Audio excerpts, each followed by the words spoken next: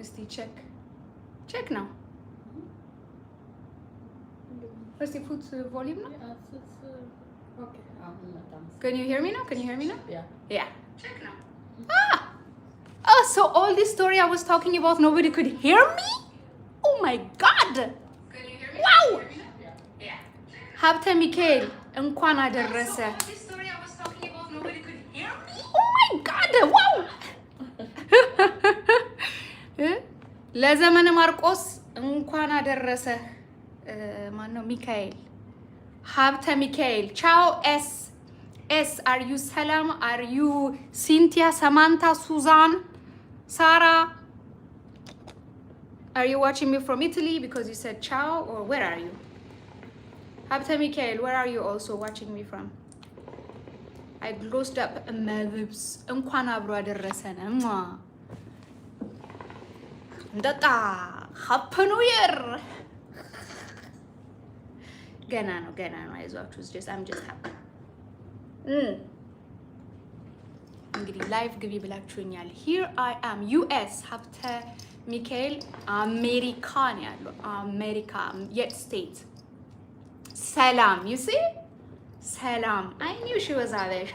ዝም ብሎ መሰለሽ እንዴ? ጠንቋይ እኮ ነኝ አንዳንዴ። ኢታሊ see ምክንያቱም ዝም ብላ ከመሬት ተነስታ she's not gonna say ciao. ሃፒ ኒው ይር ሰላምዬ፣ እንኳን አደረሰሽ ማይ ስዊቲ ፓምኪን ፓይ and strawberry pie. So the story I was telling Mimi was about this group of women that I saw on social media. So it's like the daughter was sharing this story.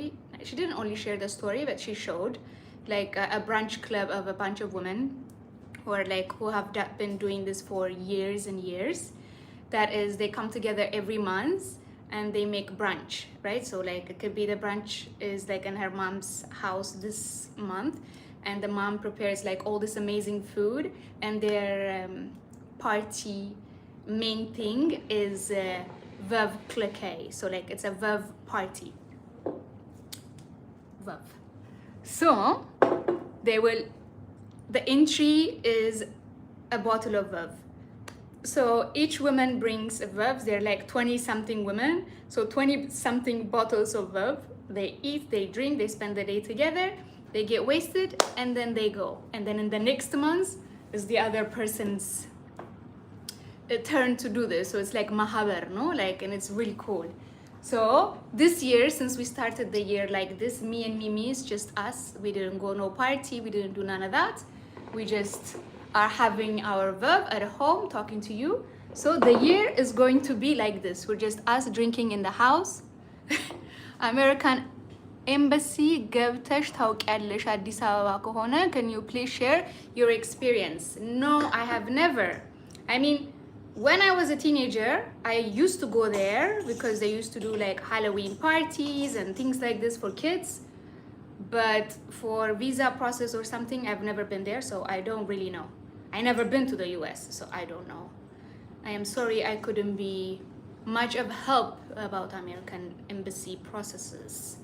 But if you have other questions, I am more than happy to reply to them, except for America. Me know nothing about America. But if there is someone here who knows about America, please, the stage is yours. Who asked this question? ምህረት ስቴፋኖስ እንኳን አደረሰሽ የአባባ ስቴፋኖስ ልጅ።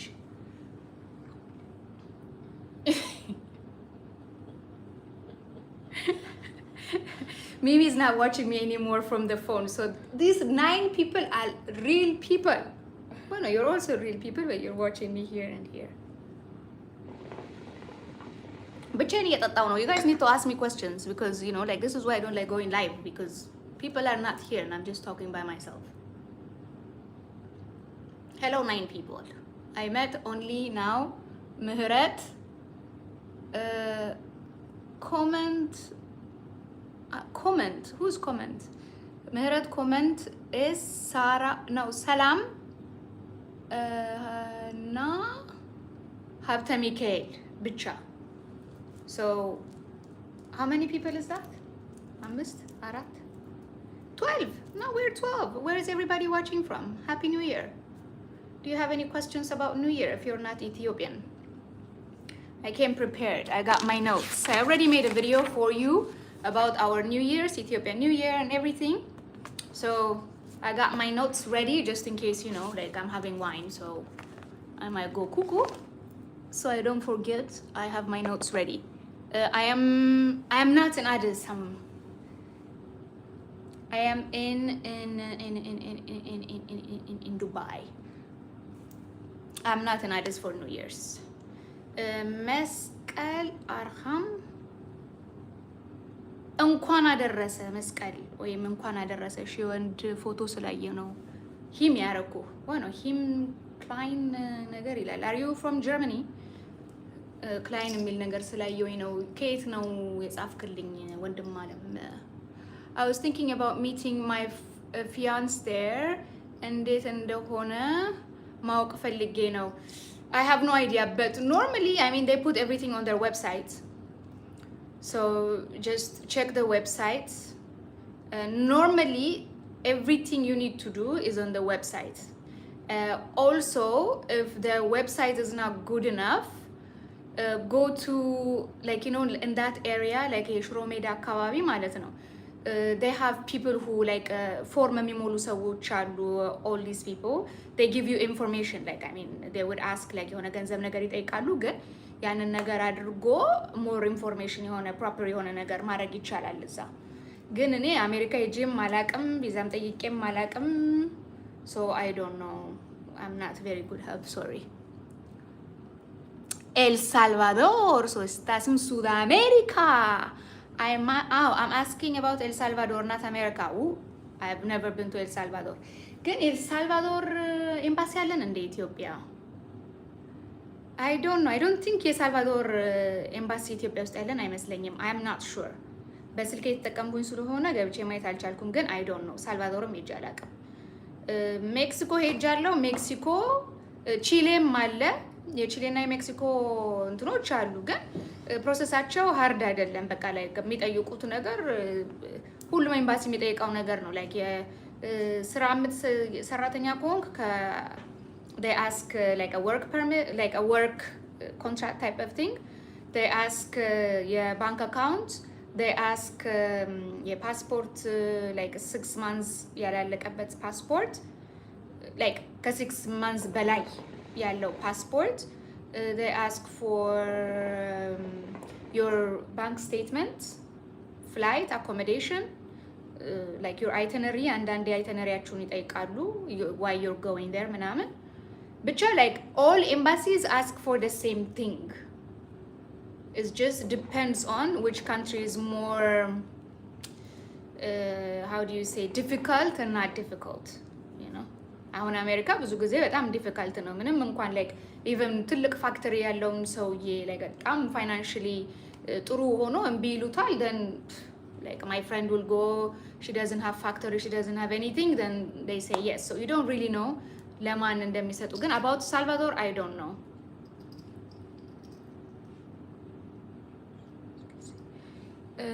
So let me see. ካንተ ቀጥሎ New York man, El Salvador, good conversation, good connection, thank you. I'm asking about El Salvador. Okay, የት ሀገር ነው የኖርሽው ብዙ ጊዜ? So the majority of my life, I think Spain, no? Yeah, Spain. I lived majority of my life in Spain. So I think, yeah, Spain. Thank you, Betam. I'm a big fan, by the way. Thank you, Mehretye.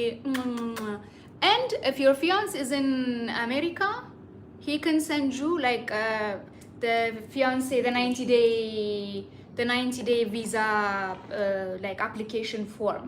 I think like he can fill that up, like if he's eligible. ማለት ነው.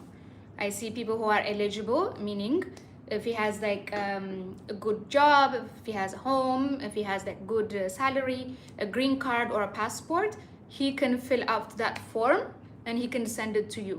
but it says like the fiance visa is like for 3 months, and after you go there, like you have to get married like between those 3 months, so you get to stay there. But I don't really know a lot. Again, El Salvador, I don't know. I don't know about El Salvador. We are processing that to go to Salvador. No, I don't know. Well, good luck. Good luck. I wish you and your boyfriend luck. But I think he can finish the process from there. Maybe they might have a embassy in Kenya, because there are lots of embassies that are not in Ethiopia. They have it in Kenya. Yeah, you can go to the neighboring country and you can get it done from there. ምን ኤምባሲ ነበር ኢትዮጵያ የሌለ ግን ኬንያ ያለ? I'm not sure, but like just check that. That's why I wanted to know about the embassy. ጠይቆቹም ማወቅ ፈልጌ ነው። አሜሪካ ኤምባሲ ጠይቅቱን I don't understand. That's why I want to know about the embassy. ጠይቂያቸውም ማወቅ ፈልጌ አሜሪካ ኤምባሲ መጠየቁት። I don't think American embassy will know anything about Salvador embassy, because each embassy has their own thing. They're like, they have a diplomatic friendship, but they can't really give you anything, any information or anything about El Salvador, because two completely different, you know. So just check on the internet. Like Google is like your best friend. And if you don't know, nowadays ChatGPT is your best friend as well. Just use it. I use this thing called like a Gemini. It's like a sort of ChatGPT, but it's free. So you can just go Gemini on Google, and then you just put all your questions like I live in Ethiopia. What is the process to go to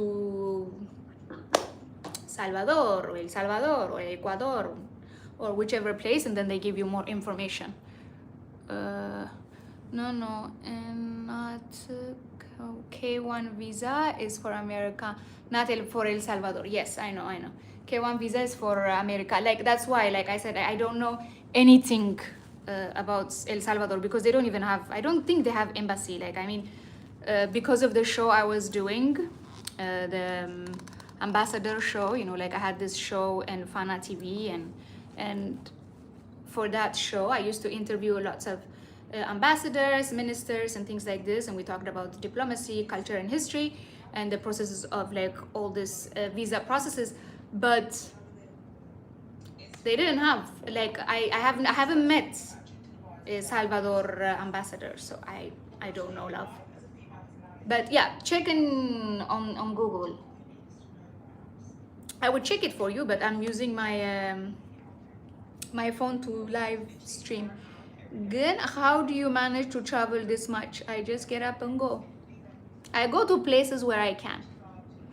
You know, like I don't really have a specific country that I want to go. Like whoever gives me visa, I just go, you know, because my goal is not to go to a specific country. My goal is to see the world, and this way I just go.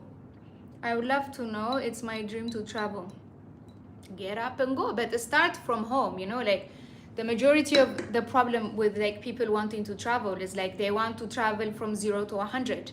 You can't travel from 0 to 100. You have to start from base. Like, have you traveled inside Ethiopia? Have you seen, I don't know, have you seen Debre Zeit? Have you seen Nazareth? Have you seen Gojam? Have you seen Gondar? Have you seen, you know, like if traveling is your thing, just get up and go, visit those places.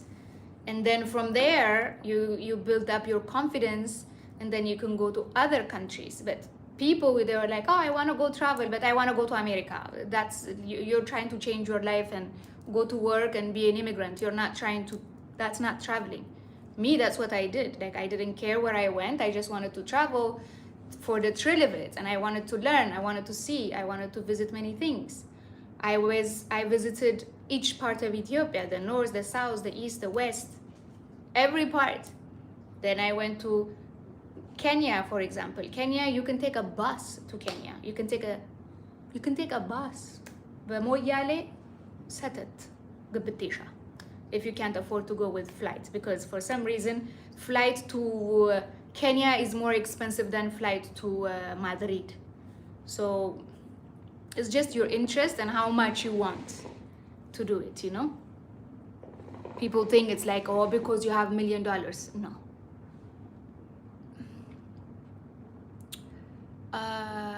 I am doing my best. Thailand, Laos, Dubai, India. But you know, sometimes finance holds you back. That's the thing, like you want to go too far. So just go with your budget. It's too far. Go with your budget. Kenya is too close. Salam bus is like Anshivremolam, the flight. Mano, the bus tickets. So go there. Djibouti, you can go with Djibouti too. So like even the visa process rasu, to make it easier for you, you need to have, because our passport is very, very weak. So you have to go to other places and build your travel history, right? So like if you go to Kenya, okay, you've been there, so you have a stamp on your passport. You go to Djibouti by train made the challenge. You go to Debrecen or something, and then you take your Adama ላይ ነው መሰለኝ የጅቡቲ እንትን ያለው train. You go, you have 2 countries on your passport. You need to have a travel history. ብዙ ኤምባሲ ስትገቢ, you know, ብዙ ሰው ዘሎ አሜሪካ ኤምባሲ ይገባል፣ ዘሎ እንትን ዩሮፕ ኤምባሲ ይገባል። ከዛ ምን ይደረጋል? ዲናይድ ይመታባቸዋል። ዲናይድ ከተመታብሽ ደግሞ ኤኒ ኤምባሲ ስትገቢ ቀድሞ የሚያዩት ወደ ጀርባው ያዩና ዲናይድ ካለው they will just reject you. ስለዚህ just build go to short places. እንዴ ያለሽ ብር 5 ብር ከሆነ የ200 ብር ሬስቶራንት ምን ትሰሪያለሽ? You don't have money, so don't go there. Just go to places where you can afford. Easy peasy. So where are you? Any suggestions? Give me a list. Okay, I just did. Hey, how are you? Good. Explore, Mary. I am your new subscriber. Hello, welcome, my dear. Give you kisses. Happy New Year. Cheers. I have been to Thailand, Laos, Dubai, India, and I want to see more. Perfect. That's what I mean. Great. Then save up your money to a country where you can go and you can afford. And usually, like, what we do. Asia's cheaper. Huh? Asia's cheaper. Asia's cheaper. First, Asia's cheaper. Second, even if it's cheaper, like if your budget is like maybe $1,000, don't go to like expensive hotels. Go to hostels. And now, like when I used to travel, like back in the days, now I'm too tired to go to these places. But sometimes I go to hostels. Hostels in Thailand, you have from $5 up to whatever, you know, like you have accommodation options. So why pay $50 when you can pay $5? You are not there to be, you know what I mean? So especially if you're traveling alone, just travel within your budget. You have options like Lezano, like Asian countries, they have so much tourists because they accommodate everyone. Like they have from low budget to like luxury lifestyle type of budget. So if your budget is not super high and you don't need to spend that much money, so just go to those places within your budget and then come back, save some more and go to another place. But especially if you're already in Asia, like you're in Thailand, go to Vietnam. You're in Vietnam, go to Cambodia. You're in Cambodia, go just like do those countries over there and then easy. That's what I do, because the main thing about like especially going to Asia from Ethiopia, the most expensive is the flights. But once you are there, everything is cheap, you know, food is cheap, accommodation is cheap, transport is cheap, everything is cheap. The only thing that's expensive in Asia, for us especially, is just the flight. What I mean, okay. What are we exactly talking about? Can we ask you anything? Yeah, sure. Is he citizen? Who? What country are you in now? I am in the, where am I? Dubai.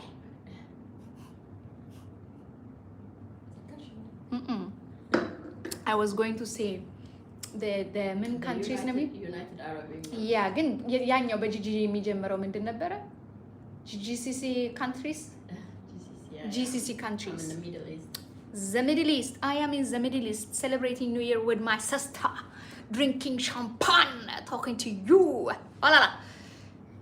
More questions, please. Before I go away, I'm getting bored. Oh.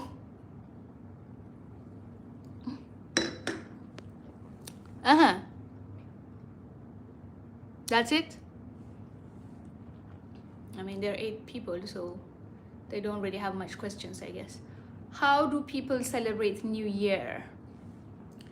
They eat, they dance, they eat a lot of food. Because, I mean, to get to New Year's, we will be fasting. So we will be like vegan completely. And after that, we celebrate. But the night before, we do chibo, right? So we put out the fire, we put on the fire, we take the fire, we go in and out of the house, saying that is like to cleansing the house, so more abundance comes into the house. And then you go out, you drop it, you jump the fire to the next year, and then the next day lots of party, kids will be coming, singing Ababa Yehosh in everybody's house. And little boys will give you some pictures that they draw, and it's very cute, and it's mostly spent with family, like eating, drinking, having a coffee ceremony. We're all dressed in our traditional, attires, as you can see me looking all beautiful. And yeah, that's how we celebrate, looking nice and eating nice. Ooh, how old are you? Just curious. Are you trying to marry me? How much was your budget when you traveled to Mexico? To Mexico, I went for work, so it didn't depend on me. I didn't really have a budget. Like, I went there for work. We went there to film for the TV show, so I didn't have any budget. Like, it was just with the production, for the production team. That's it. And then a comment gave me a lot of hearts, so I returned the hearts. Tick, tick, tick, tick, tick. More questions, because I can't talk to you without no questions.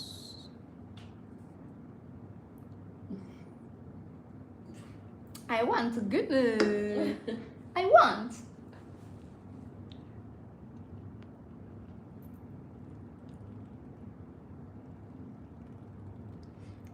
Are የባቡሩ ደምቲስ? What does that mean? ምንድን ነው የባቡሩ ደምቲሲ? ምንድን ነው የሚለው? እስቲ አንቺ ከገባሽ make it clear please, because I don't know what የባቡሩ ደምቲሲ means. I saw your Madagascar vlog currently. How do you feel about Madagascar? Is it beautiful? Madagascar is beautiful, but most of the time I was on the boat, so we didn't really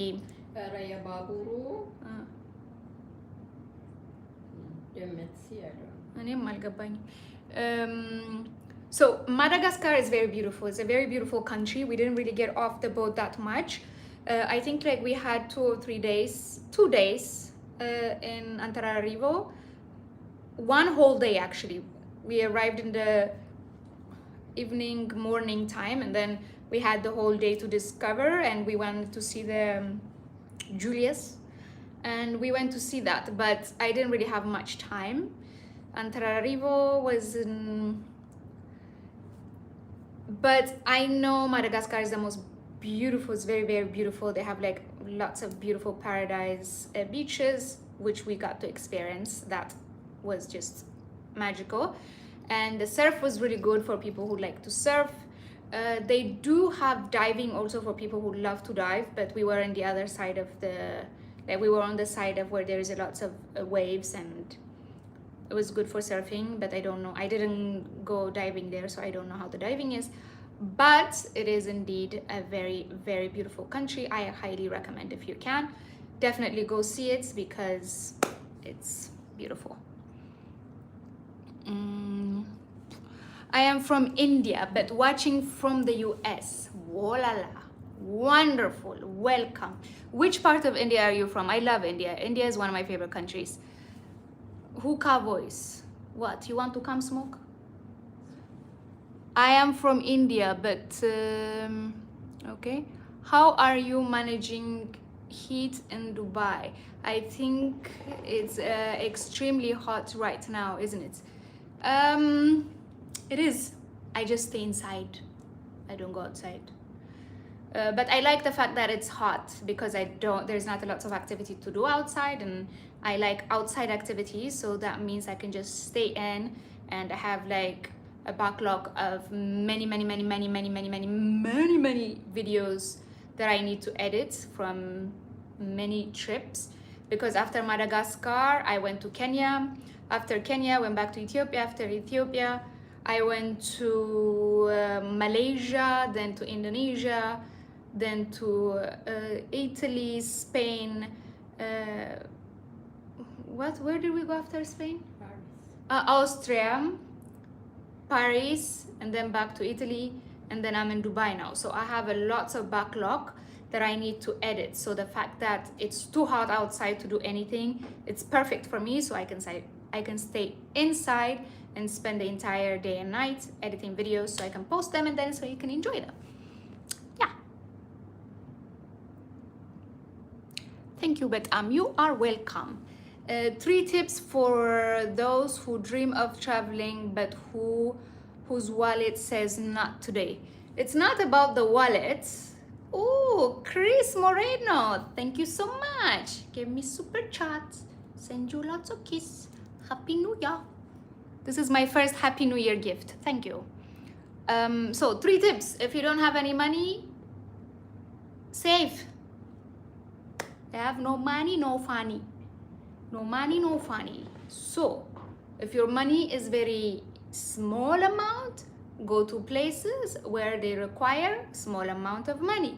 So when I had a very small amount, I go to places, I ask, like for example, let's say Timkat. I think it was I don't know how many years ago, 3-4 years ago or something.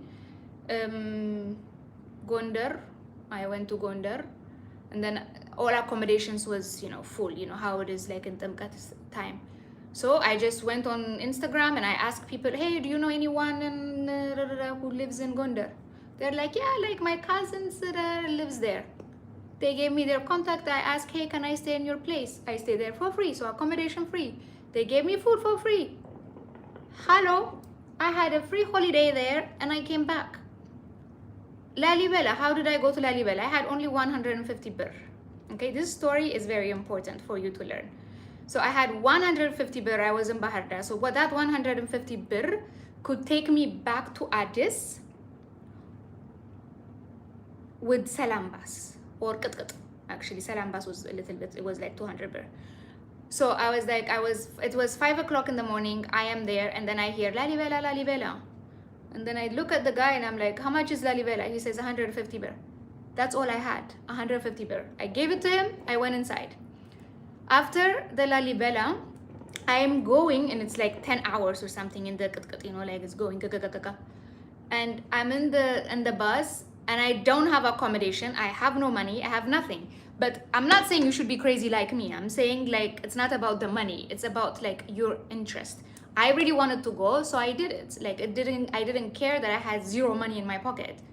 So I started like calling everyone I know who might have a cousin, an uncle, or whomever. So I called my friend Sarah and I'm like, hey Sarah, like, do you know anyone in Lalibela? And she's like, yeah, I know, like my uncle has a hotel there.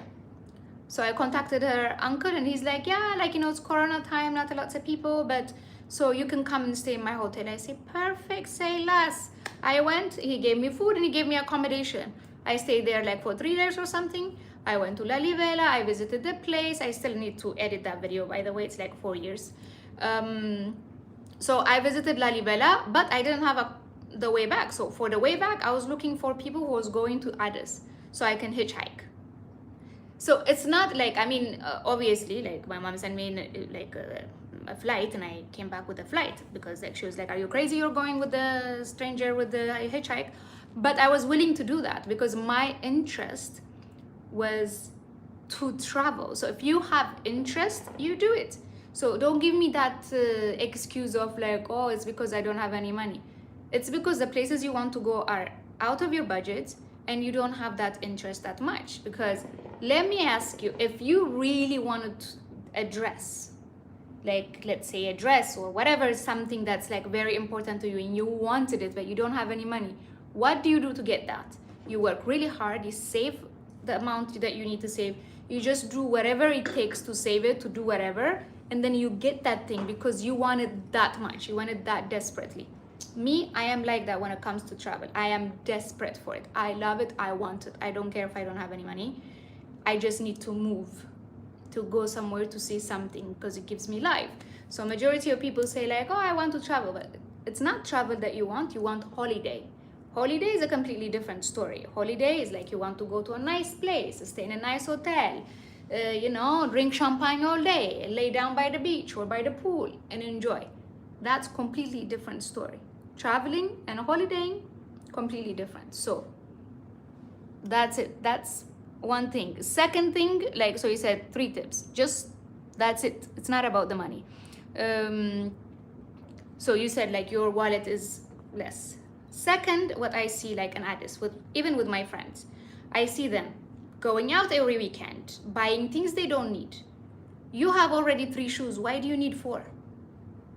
Save that money. If you really, really want to go to this place, why are you spending this money on the shoes that you don't need? You already have 3. Why do you need a 4th? Save that money because you have a goal. You don't need to go out every weekend. You don't need to go to this restaurant, to this party, to this, to that. You don't need to spend. Save your money. Work hard. If you need to take extra shift, take extra shift. So it's just an excuse people put because it's not like I don't have any money, but I make sure that I have for the things that I want. Like if I really want it, I just, go for it. So that's just it, my dears, just it. Please don't mind me asking you. So my question is, I'm doing that because you hardly go live. Doing what, my dear? How are you managing? Yeah, I know I barely go live, but I'm trying to better myself. I am from western parts of India. I am from Mumbai, to be specific. Where are you from? What part of Ethiopia? So I am from Ethiopia. I'm a city girl. I am from Addis. And I love Mumbai. I've been to Mumbai. I think I was in Mumbai in 2010 or 9. Very long time ago. I was like a child. So yeah, I really like India. I love India. I've been to Mumbai, Delhi, Agra, Jaipur, Amritsar, Varanasi, Dharamshala, Khardoi. Where else? I know I'm forgetting something. I'm forgetting somebody because I've been to 9 places in India and I'm forgetting somebody. Yodi, the Europe embassy, I think they reject visa without reason. How was your experience? Not without reason. They have a reason. There is no, like, people say like, oh, I give everything. Oh, most of the time they have a reason. Like you didn't put your papers correctly, or your interview you did very bad. Something. There's always a reason. I mean, I also got rejected. In my opinion, there was no reason, but there was a reason. Like I asked for the UK when they were in the Schengen. In the European Union, I asked for a visa and I was living at the time like in Madrid, and I went to the embassy in Madrid and I asked for a visa and they rejected me. And the reason, like, and they had a consulate, they didn't really have an embassy, so like you have to put on all your documents. They send it to the UK and then it comes back. So the next day it came back and then they stamped my passport. So I had to come back to Ethiopia, change my passport because that would definitely affect how other embassies viewed me, because if they see like you have a rejected stamp, then they don't even look at your rest of papers, they will just immediately go and reject it. So the reason they gave me was I didn't put a bank statement, but they didn't ask for a bank statement when I went in the papers, but that was my excuse, and I just have to move on and ask somebody else. So there is not like really no reason. There is always a reason. Like they don't want to give you, they just don't want to give you. Or if you put like one paper is missing, like, to mind you, they get so many requests, and lots of Ethiopians that go to Europe, well, they don't come back. So like they always make you know, decisions based on whatever information they have. So I don't have any questions, but I'm enjoying the conversation. I need to know your name, so because like it just says comment, like you don't have a name for you. So okay, happy new year, darling. Thank you, beautiful planet. Happy new year to you too. I would love to come visit Ethiopia, but if you don't mind me asking, would you give me best advice for Lalibela and Bahar Dar visit, because I saw it is in the red zone and the travel advisory. At the moment, I am not there, so I can't really give you a 100% advice or information, but it should definitely be in your bucket list, and you should definitely go visit when it comes out of the red zone. Because right now I can't really tell you, oh, it's safe, it's good, you should just go and, you know, enjoy Lalibela, because I don't know. If you go and something happens, I don't know, because there's a little bit of conflict in the north, and if something happens, I don't know. For now, it's good, you know, like I have family in these areas and they're okay, but at any point something might happen. Maybe that's why it's in the red zone, so maybe you don't want to risk that. So, but it's definitely should be in your bucket list, because there are places you definitely must see at least once in your lifetime. They're very beautiful, so much history there. It's not even about location, but it's just about the history that these places hold.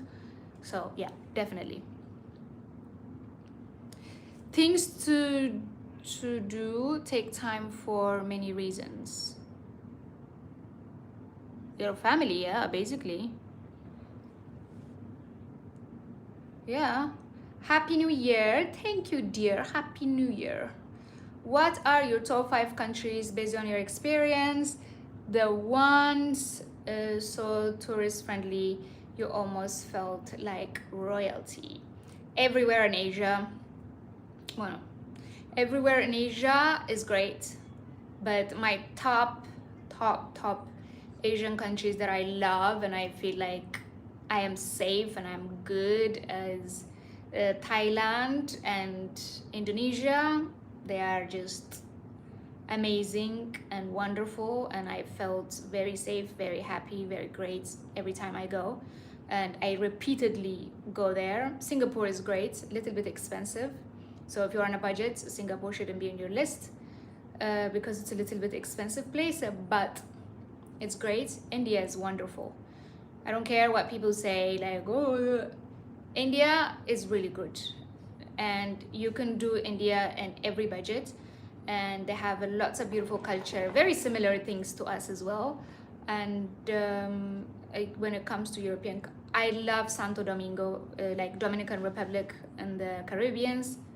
Amazing country. I would definitely would like to go back there. Spain, because it's like I feel the same way I feel about Ethiopia, because I spent majority of my life there and it feels like home. So is that 5? Yeah, it's 5. But there are more countries, but you know, we need to stay in I hope everything gets stable in Ethiopia, because I heard about instability in certain regions. Yes, you and me both, my dear. Pokemon? Down, what does that mean? Down Pokemon Go for some downtime? What does that mean?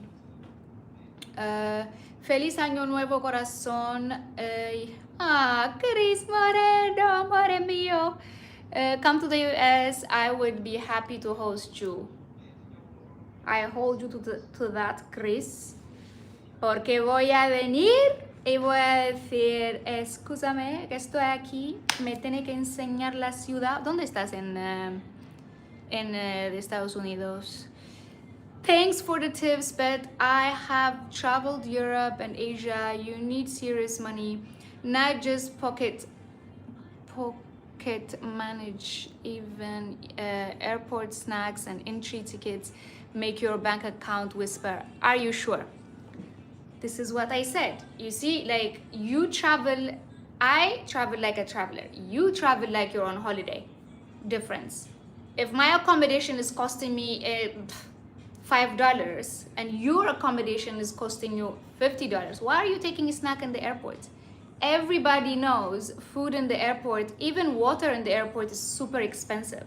I take a bottle and I take it from, like, usually in lots of airports they have like little fountains to fill up your bottle. A bottle of water in airports are like $2.50. Why are you spending $250? That's like half of your accommodation cost. So like, just go with your budget. Lots of you don't think about your budget. You just think about like, oh, I need a hotel. Oh, it's only like $50.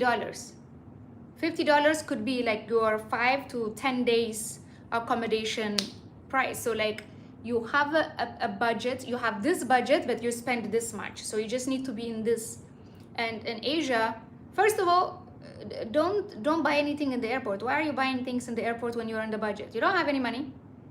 And then when you're outside, stay in hostels, cheaper accommodations.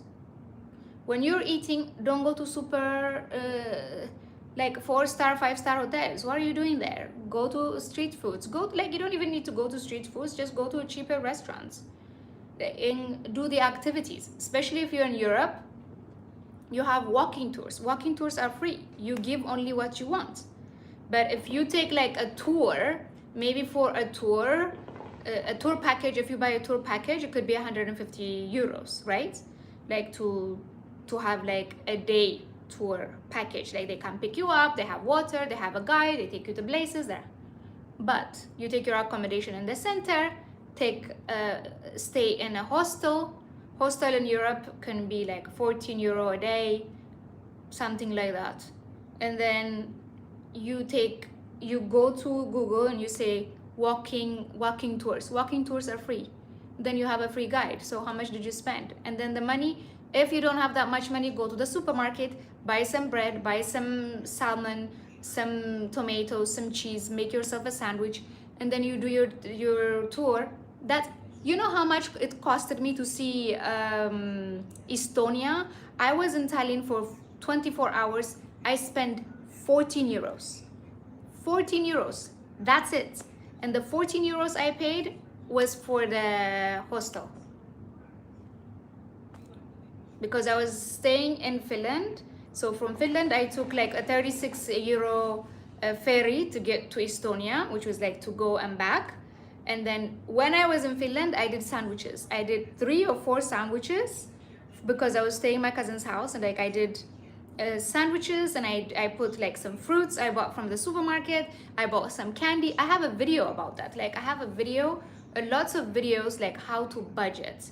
So this money thing is just excuse, and you just are spending things on stupid things that you don't need. If you don't have money, just don't spend that way. You know, me too. I would like to be in a nice fancy hotel, but if I don't have the money, I go on budget. You know, like if you don't have money, ለጥሬ ስጋ, why are you going to ስጋ ቤት? Go buy shuru. Where is this?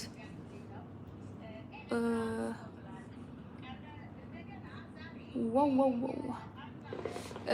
You would enjoy Granada for a Caribbean island. Yeah, for sure. ሰላም እንኳን አደረሰሽ ለአዲሱ ዓመት። እንኳን አብሮ አደረሰን my dear. Pokemon Go is a game application. Don't know if Pokemon was your use while growing up. No, I went outside and played with balls and and I didn't play no Pokemon. Is the because like we were not allowed to play with video games or watch TV, right? TV, Yeah, but once a week, no? ቅዳሜና እሑድ ሲሆን ነው እንጂ በየቀኑ ቲቪ አንቴናውን ነቅላብኝ ትሄድ የለ እንዴ በይ እንኳን በየቀኑ ላይ አትሰማኝም ብለሽ ነው ታውቃለች እንጂ ምንም ውሸቴን ነው እውነቴን በእንትን እሰራ ነበረ በፊልም like ይሄ የፎቶ ፊልም አለ አይደል የፎቶውን ፊልም ቆርጬ እሱን ሰክቼ ሽቦ አድርጌ ምናምን I used to make antenna but no I didn't play no games and I'm a girl why would I play with Pokemon I played with dolls and ball like Kate and Susie we don't play Pokemon not a boy just a question in Addis Ababa as a tourist am I allowed to visit and take videos of the conference center and office complex of the African Union headquarters building I mean at the least from outside yeah from outside I think you can but I would recommend that you don't and it's not worth it because maybe the federal police that are outside they don't know what your intentions are so they might get a little protective over the place so it's not worth it it's just a building so don't do it I don't think there is like a really problem if you take a video of it from outside from a car or something just to be safe about situations but either way like if you're where are you from who asked this question Tan let me know where you're from because if you're an African citizen something maybe you can find someone from the African Union they can let you inside or they can ask permission for you and you can just film but like offices like especially governmental offices and things like this since there is like some type of instability like it's best not to do all of that it's just not necessary seriously don't just I wouldn't do it I would just like if I'm in a car and I'm just taking it from a car okay but because my brother go to German times and go back to Ethiopia and he has travel history when the third time has to travel they rejected that's the Germans for you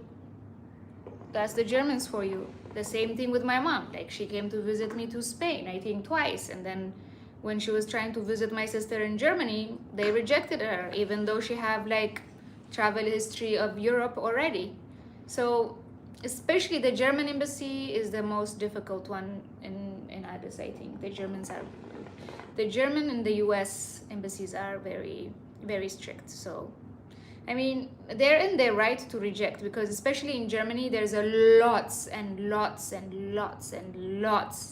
of Ethiopians who are living for free in the camps so I don't blame the Germans not wanting to give visas because people go to Germany and they take advantage of like the system they have in place and they don't leave and or they don't want to work and they just take money from the government and live there like without working without doing anything and it's because of that also like the European Union changed their application system to Ethiopians it used to be only 3 days now it's 45 days it's because people go there and they don't work they just want to take like the money that the governments give and so now they don't want to give visa anymore so it's just the way we behave after we leave the country affects our opportunities for next time so I mean it's their country they can say yes or no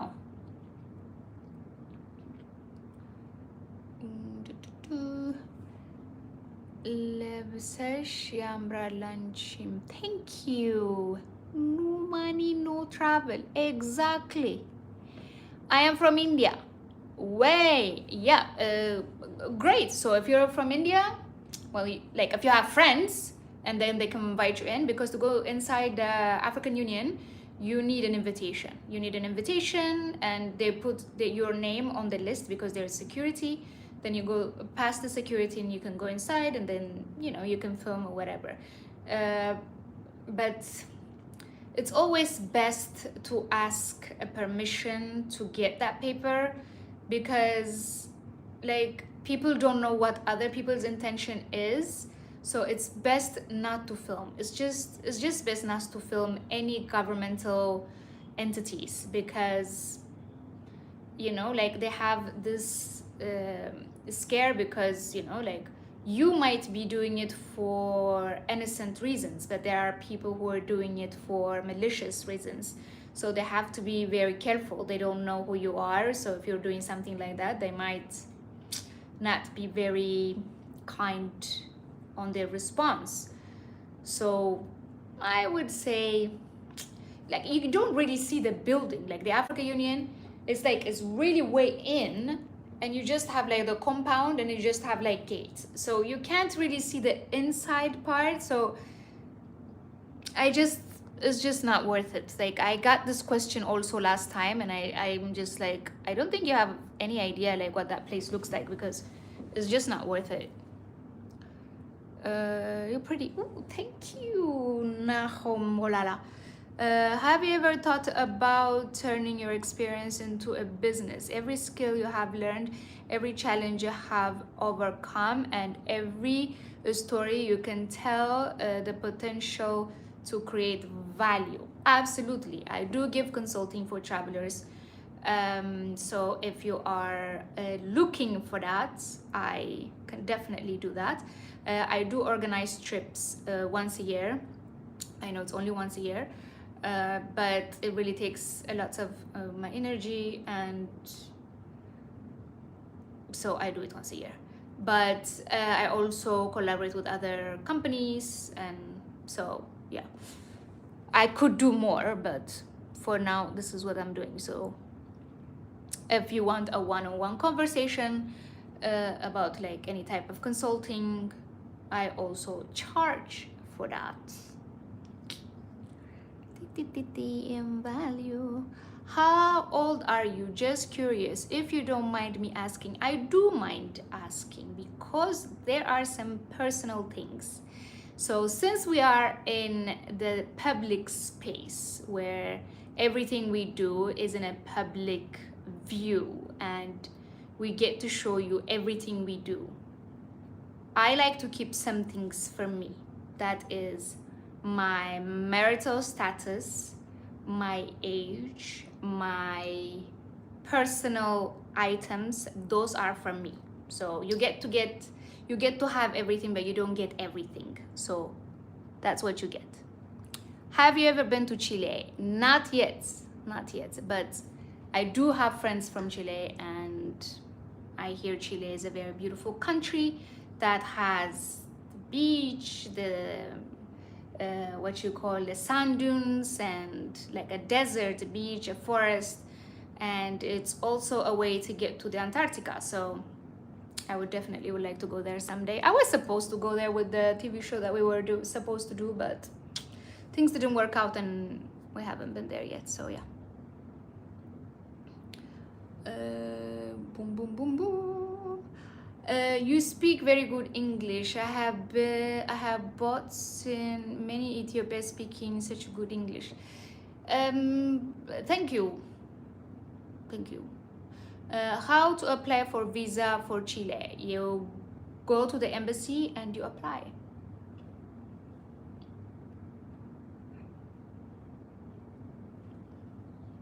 Yes, they do have embassy in Ethiopia, and those are one of the things I can do. You know, like you can pay me and I can facilitate your visa process for you. I do have some information about how you get it, or you can just go on Google, ask the questions, and then put all the paper together, and you go into the embassy, ask for it, go for the interview, and you do it. Or you get a personal advice, and I will, yes.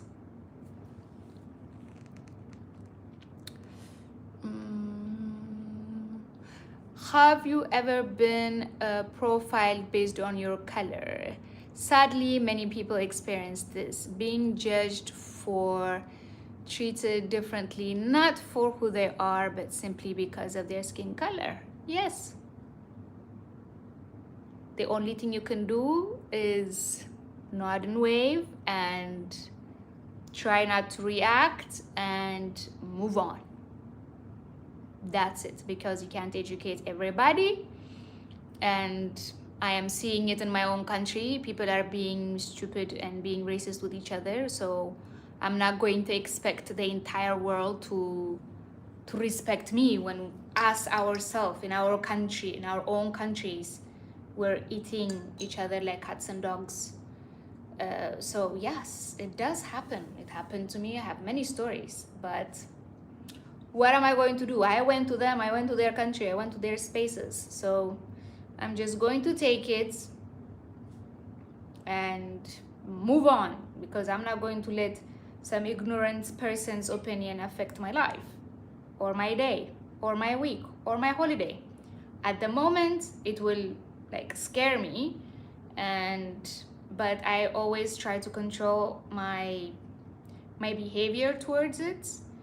And then I just like, whenever this type of things happen, I just see like this person is not educated, this person doesn't have a lots of how do you say, exposure to things, so they're just reacting to things that they know. So, and it's me who went to their house, so I'm not gonna go to somebody's house and expect them to treat me any different way. So it is what it is. And we can't cry about that all the time. We can't. It just happens. If it's happening in my if it's happening in my own country, who am I to go and complain about in somebody else's country? They have their own experiences to feel the way they feel. So this might not be a good answer for most people, because they want, but it is what it is.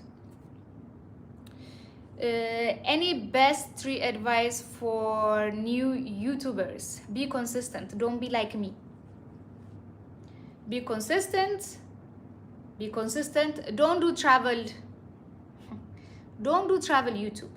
If you can, do YouTube that will take the less money as possible, less editing as possible. If you have cooking skills, go live, cook it, post that video. If your video is about makeup, do your makeup, post that.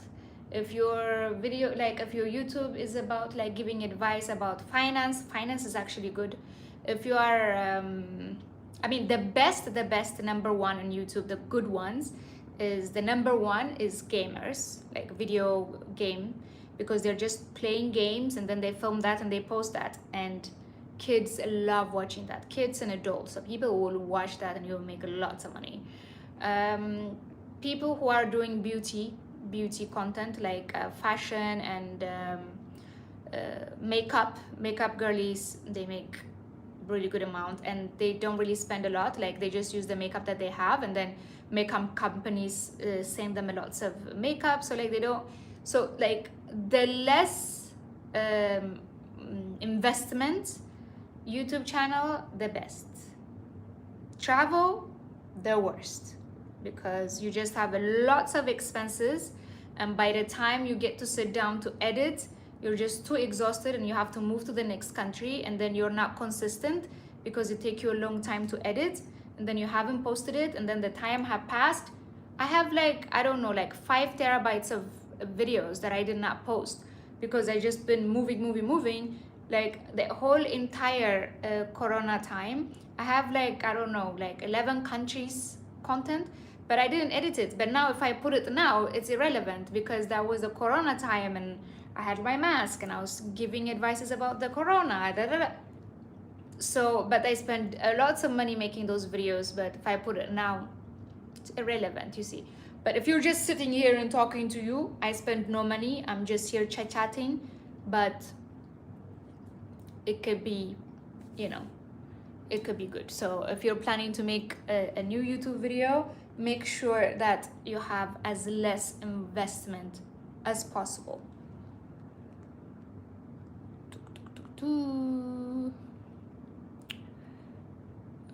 Where were you? Okay. Have a great day. Happy New Year again. Happy New Year, darling. Thank you, dear. Anyways, if you don't mind how you manage your work and travel time, because I'm your fan and you're brave. Thank you. So before, now I took social media as my full-time job. So I work with companies and stuff, and that's how I make my money. But before, I used to work 6 months. I have a video about this, so like you can go and check it out. How I save money, how I used to work to be able to travel, to do all of these things. So my thing forever has been, since I was 15 years old, I always loved to travel. I mean, since I was younger than 15, but 15 was the first time I started traveling on my own.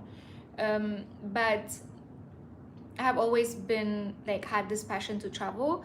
So what I did after I finished my master's was like I just work 6 months and I save that money, and with that 6 months I travel. And when I finish working, because I used to live in Ibiza, and in Ibiza you have the island is alive only 6 months out of the year. So that 6 months they need people to work, but the 6 months everything is closed. So we don't need to work the 6 months, and we have 6 months off. So I did that for like 6 years or 5 years, something like that. And then that's how I used to travel. I would just make my money, and then I go travel, and then I come back, and then I go travel, and then I come back. And then that's when I started this journey of traveling, and I mean making content and stuff. And after it got to a point where I started making money and I started collaborating with companies and I started getting paid for advertisements, then I made it my full-time job. So yeah, and then like I do consulting and stuff. So if you want to be consulted and you want a group trip, holla, pay me money. Thank you, dear. Anyways, to advice for YouTubers. Okay, hello, see you later. Would you please recommend a movie or book, might be a vlog too, and your role model? Ooh, that is a very, very good question. A movie, I mean, but I guess like a book and a movie, The Lord of the Ring and Harry Potter. I'm very nerdy when it comes to these type of things. So there you go. And the role model, Mama. Would you want your list? Would you please? Okay. What's your least favorite country you visited and most favorite country? Least favorites? I never thought about least favorites. Where have I been that I didn't?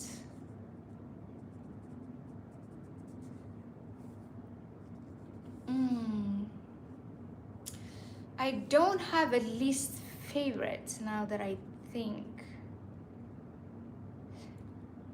Okay, so it's not a least favorite, but most of the time, like I have a lots of favorite countries, so there's not only one. I love a lots of countries, and most of the countries, when I go, I feel like, oh, I want to live here. This is like a great place. I really want to live here. I want to be here. It's not only like I want to visit, like I don't want to leave. I will always end up extending and staying longer and wanting to live there. And like Malaysia, fantastic. I was there from the day I arrived. I just wanted to live there. Indonesia, same thing. I was there and I just wanted to live there. I didn't feel like I want to live there in Vietnam. I didn't feel like I want to live there. It's a beautiful country, great country. I had an amazing time, but I didn't have that feeling of, oh, I want to live here. It was great to visit. I would definitely go back to visit. Great, beautiful landscape, beautiful everything, but I don't feel like, so it's not a least favorite, but it's just not somewhere I would like to live. They're just this is just an example, but I still loved every minute of my stay in Vietnam. Yeah.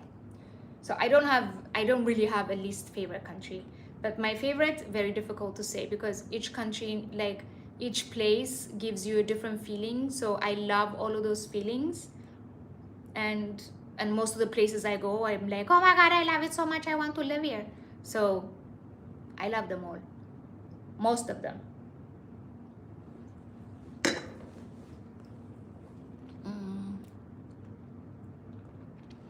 If you could choose any dream country where you would like to live permanently, you see, that's what happens to a traveler. Like I have been now to 74 countries.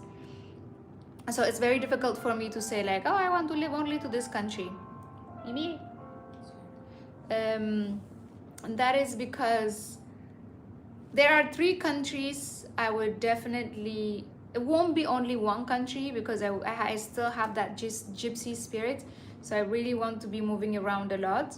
The 3 countries that I would definitely would like to have a home if my dreams come true, when my dreams come true, I would like to have 3 homes.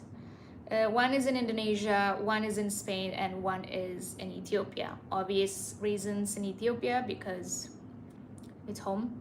Another reason, Spain, Madrid, because it's also home. It's basically when I become an adult and I feel more connected. And yeah, so Madrid for sure. And then Indonesia, because I also lived there for some time and I feel really connected to the island, and it's really, really, like I feel really good. So if I have to, I will want to live between those 3 countries, but I don't think I can live in one country for a long period of time. I was in Ethiopia for 4 years now, almost 4 years, not 4 years, I think like 3 years. I stayed there for almost 2 or 3 years based, and yeah, I was still going in and out, but I was depressed. Like it was just not for me. Like just the fact that thinking like I'm just in one place, it depresses me. So I don't think I'll have like one place, but hey, tomorrow I might find a partner from, I don't know, the moon, and I might want to go live in the moon. So I don't know, but right now, as I am today, September 11, 2025, መስከረም 1 2018, that is the places that I want to be. Yeah. Dubai is also good because I got my sister here. And it's close to home, so yeah. How much for consultation? It depends on the time. So if you would like that, always contact me on private message on Instagram. Just send me a message and I'll send you a Zoom link, and I'll give you like a price, and you can tell me about the things that you want consultation on, and then we go from there.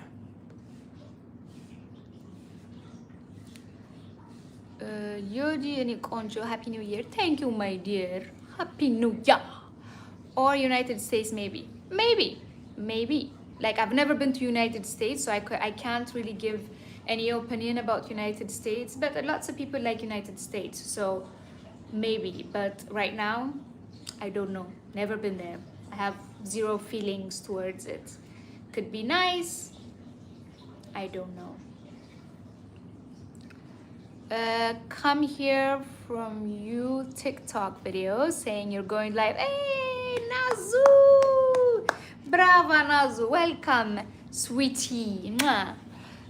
Start planning your Caribbean and South America trips. I am sure you would like it. I would love it.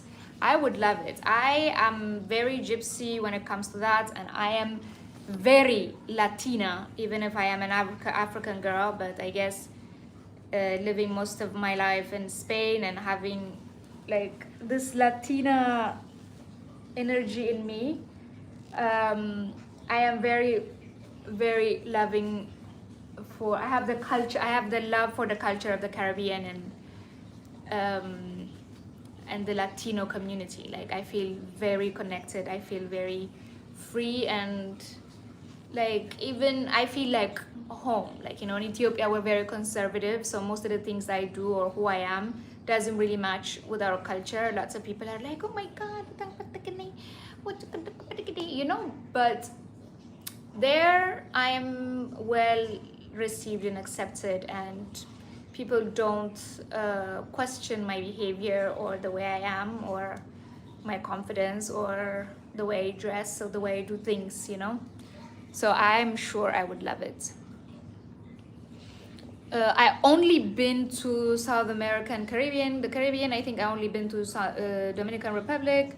Central America, I only been to Mexico, and the Southern America, I think Brazil only. So like I could definitely do South America, that's for sure. Can you share the worst experience of color profiling that happens to you outside of Ethiopia? How did the Ethiopian spirit kicked in? You see, that's the problem.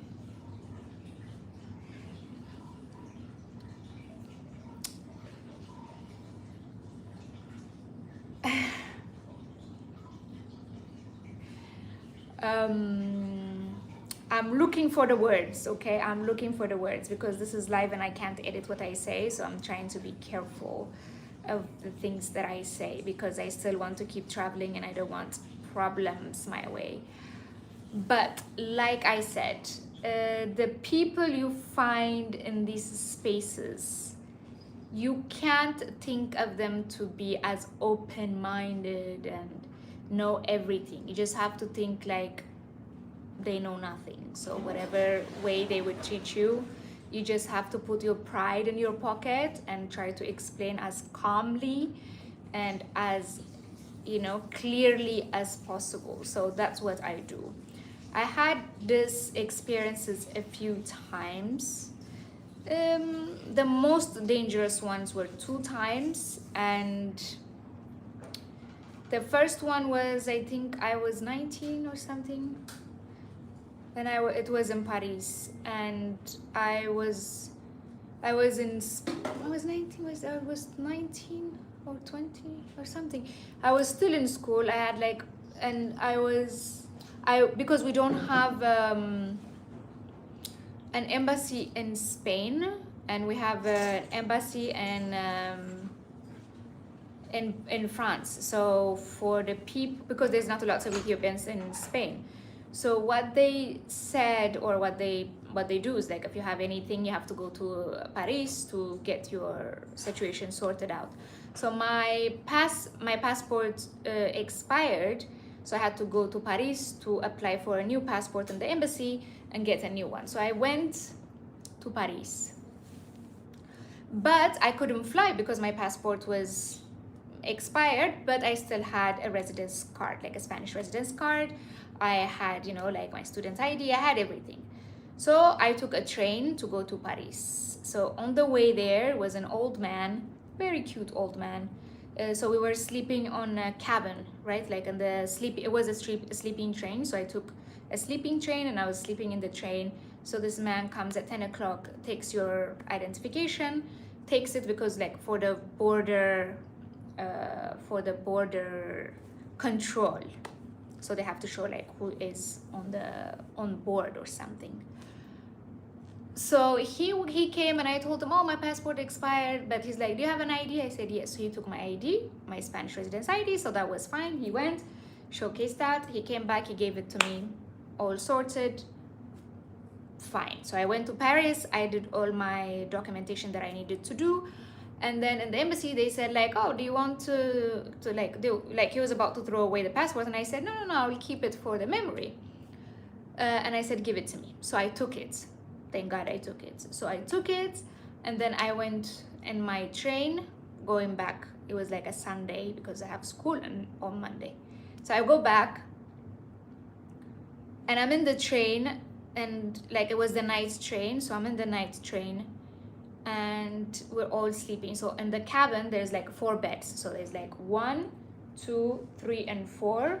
and there was me on the bunk bed, a Spanish French lady on this one, and a French lady on the other one.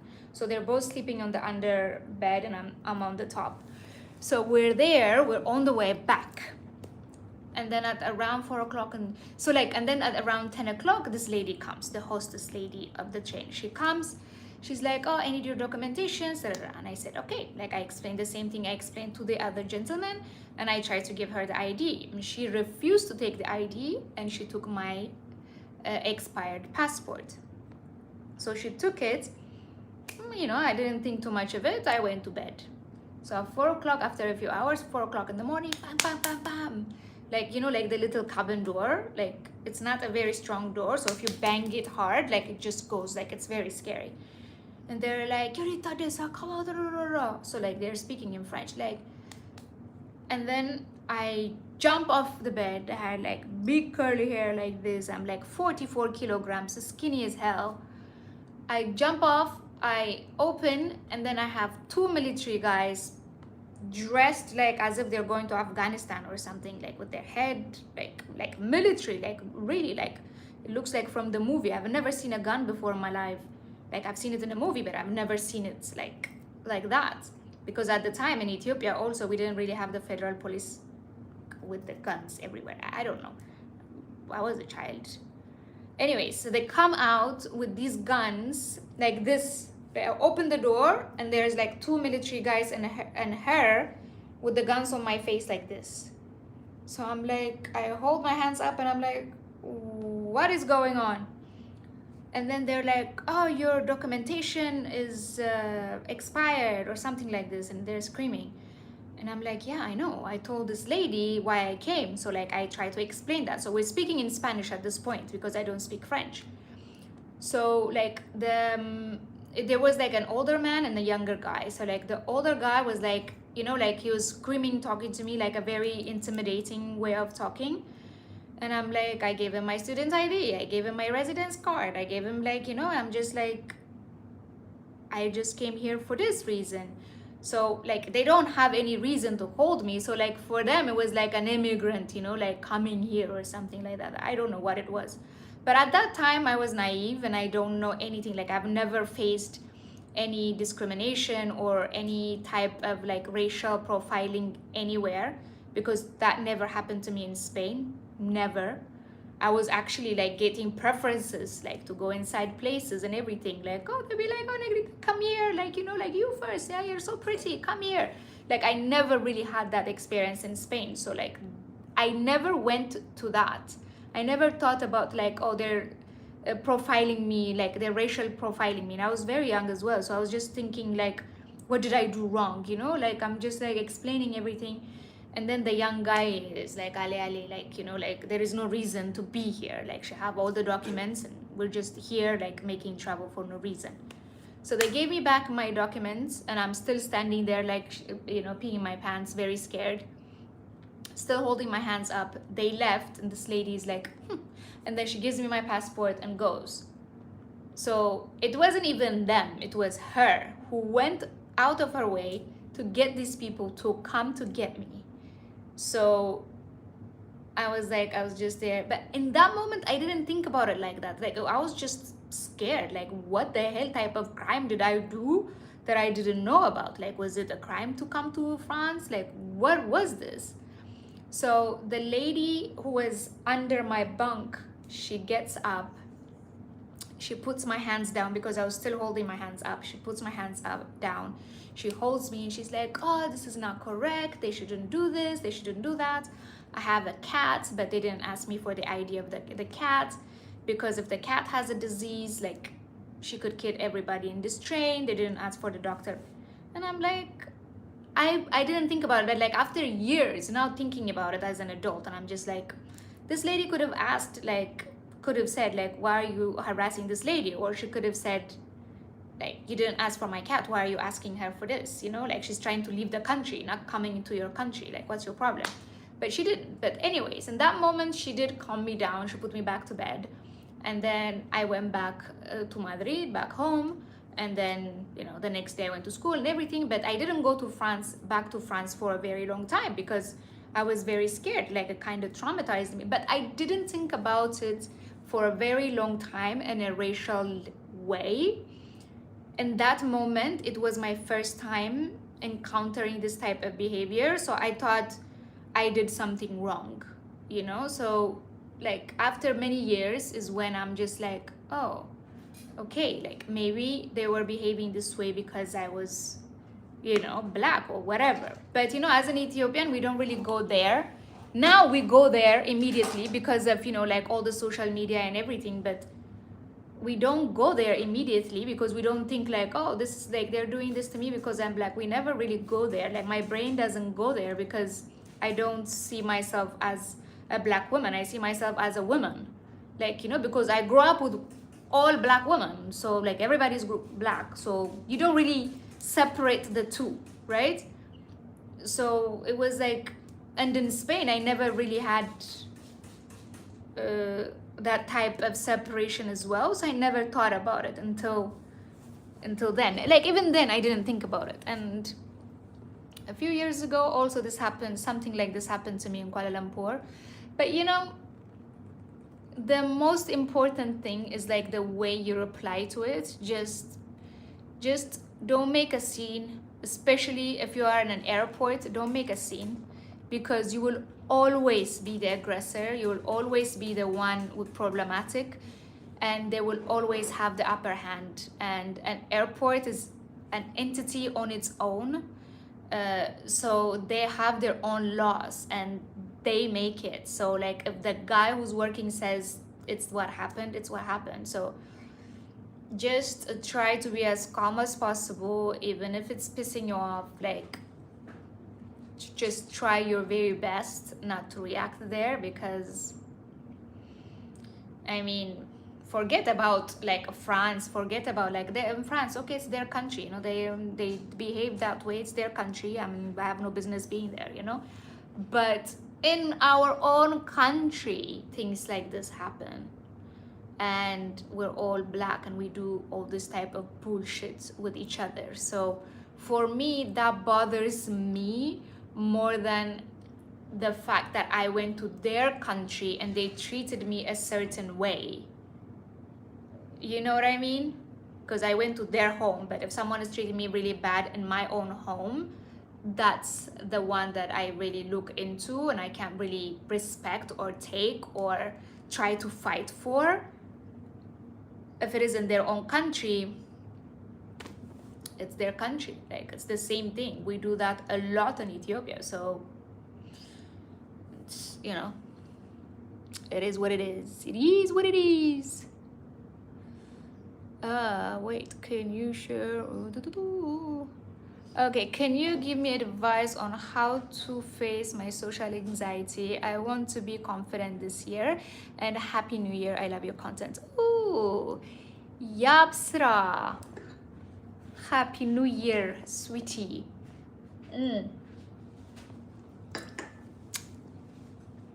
I mean, it's a question I get a lot, like how to be confident, but just go out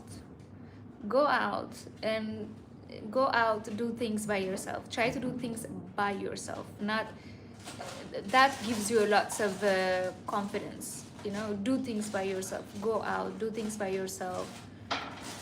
That is like really, really good. Like for me, it helped me a lot.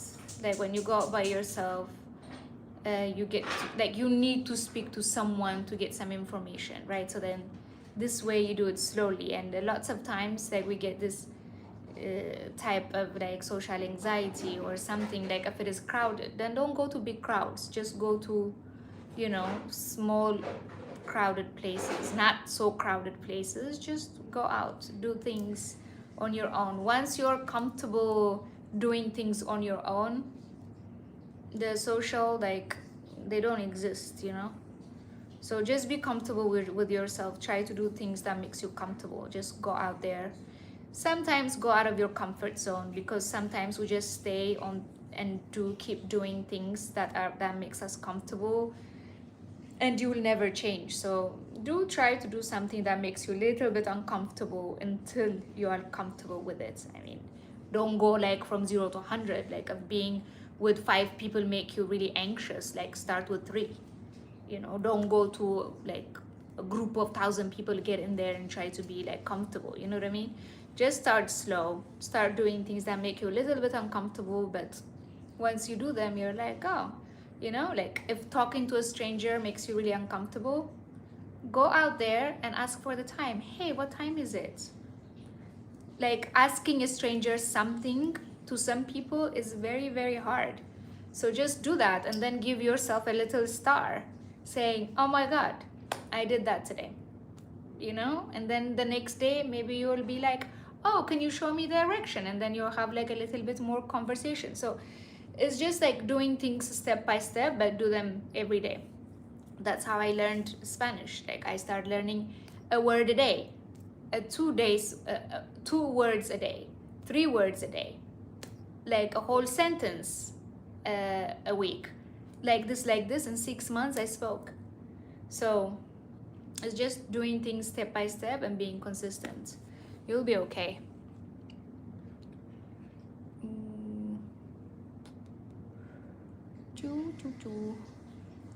One day I will travel with you. Yes. Yes, I do organize a group trip once a year, but I do I do travel one-on-one. You'll have to pay me, obviously, and pay for my trip, obviously. But I will travel with you and I will be your tour guide and we can go and enjoy life together. Not in a, you know, like don't expect the things, you know, like I could be your tour guide like that. Okay, because there are people who are very nervous to go out traveling on their own and they want a partner, but their friends don't want to travel with them or things like that. If you want to do that, I can organize everything. We go together, we enjoy whatever type of activity you want to do, depending on like if it's, because there are people who wants to experience a village life, there are people who wants to experience going to beach clubs, there are people who wants to experience going to cultural events, there are people who wants to experience different type of activity. You tell me what type of activities you're planning and you're wanting to do, but you don't want to do it alone and you don't want to do it with your friends for some reason, or they don't have time but you still want to do it and you want to go with me, you tell me, I organize it, you pay for it, you pay me, and then we go. Huh, fabulous, easy peasy. I heard that Ashanafi and Tasfao are very common names. What do they exactly mean? Is Ashanafi a boy or girl's name? Ashanafi is a boy name and it means winner. Tasfao means hope. Tasfa can be for a woman and for a man. It's very like typical name. It's not easy to find someone has the same energy and open mind. It's not. That's why you have me. You save your money, you pay me, we'll go together. Easy. Where what? Love. Have you ever been robbed outside Ethiopia? Same Habesha. People tend to believe that white people don't commit robbery. Who says that? Be careful when you go to Rome, and it's not the Italians that are robbing. Yeah, I think it's like well, I don't know what nationality they are, but usually it's not the Italians, the thing. But even I don't know who they are. Let's just say. But pickpocket is very, very, very, very, like when we were in Paris, me and my sister, we were like this with our bags, because every like at some certain train stations, the you know like the train stops at this place. Please be careful of pickpocketers. Like that's the train station lady that's talking. So yeah, there is. There is. So be careful with your bag in Italy, in Barcelona, in Paris. So yeah, very good. So yeah, I did get robbed once in the train in was it Madrid? Yeah, Madrid. I got robbed of my wallet and I lost everything that's inside it. It wasn't like I didn't really have much money. I was a student, but my ID, my metro card, and everything, you know, like. So I was very sad, and I have to go through a lot because I was also like, you know, I'm not. I wasn't a Spanish citizen, so like I had to get my documentation, everything, do all the process again. So that sucked. You are honestly such a good human. The world needs more people like you. Thank you, you too, for recommending this channel. Oh, thank you so much. You still didn't tell me your name and where you're from. Thank you, dear. You look like a very nice lady. Are you really friendly and nice? Of course, I am friendly and nice. My jewelry is moving a lot. You see, and you have this like in you have the same type of jewelry in India as well, right? And you call it bindi or mindi, I'm not sure, but we have similar jewelries. ዳና የኔ ቆንጆ ቀበጥ እንኳን አደረሰሽ። በጣም ነው የምወድሽ። በአማርኛ ስለሆነ አለርጂክ እንዳይሆንብሽ በስደት ላይ ነኝ ዱባይ። መልካም በዓል ከመላ ቤተሰቦችሽ ጋር ውድድ። ኦ የኔ ቀርዲናዬ የኔ ቆንጆ ምን አለርጂክ ይሆንብኛል? እዚህ በእንግሊዝኛ ማወራው is because I have viewers from all over the world, so I try to share about Ethiopia and about us and me all over the world. ለዛ ነው በእንግሊዝኛ ማወራው የኔ ቆንጆ። ሃፒ ኒው ይር፣ መልካም አዲስ ዓመት። እንቁጣጣሽ እንኳን መጣሽ ከአበቦች መሃል ድቀሽ መስከረም ተባ አበባ እሰይ እሰይ አበባ ቀጥሉና አበባ። What did you do and you got robbed? Did you contact the police? Yes, I went straight to the police station because my main concern at that time was my residence card. I didn't really have any money. I think I had like 5 euros. I was a student. Like I was broke as can be. So I didn't really have any money. But even that 5 euros, like I was like, oh my money. But the main thing that was like really stressing me out was my residence card. So I had to ask for a new residence card. Like I had to go to the police station. I had to put a police report, take the police report, put my passport, my documents and everything together, go to the immigration, put all these documents there so I can ask for a new documentation. And then they gave me like a paper until my ID was ready. So I had to move around with my paper documents. So that was not fun at all. Whoa. How many countries have you traveled to so far? So far, I am number 74. We drink to my 74 country.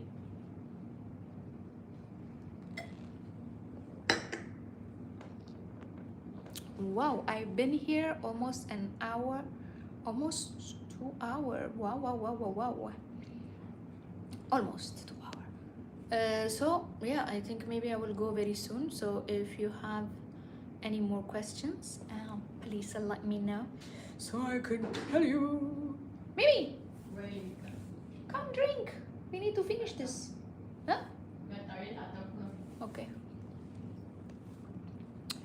Anybody else have any questions? Tell me also where you're watching me from, because it makes me the more people I know where everybody's watching me from, like I can also come visit your towns and maybe I meet you there or make videos about your places. Your sister from Kazanches. Hey, Kazanches ladies. I am from Kazanches. We Kazanches people, we are made different, very, very different. Oh, let me show you my beautiful dress.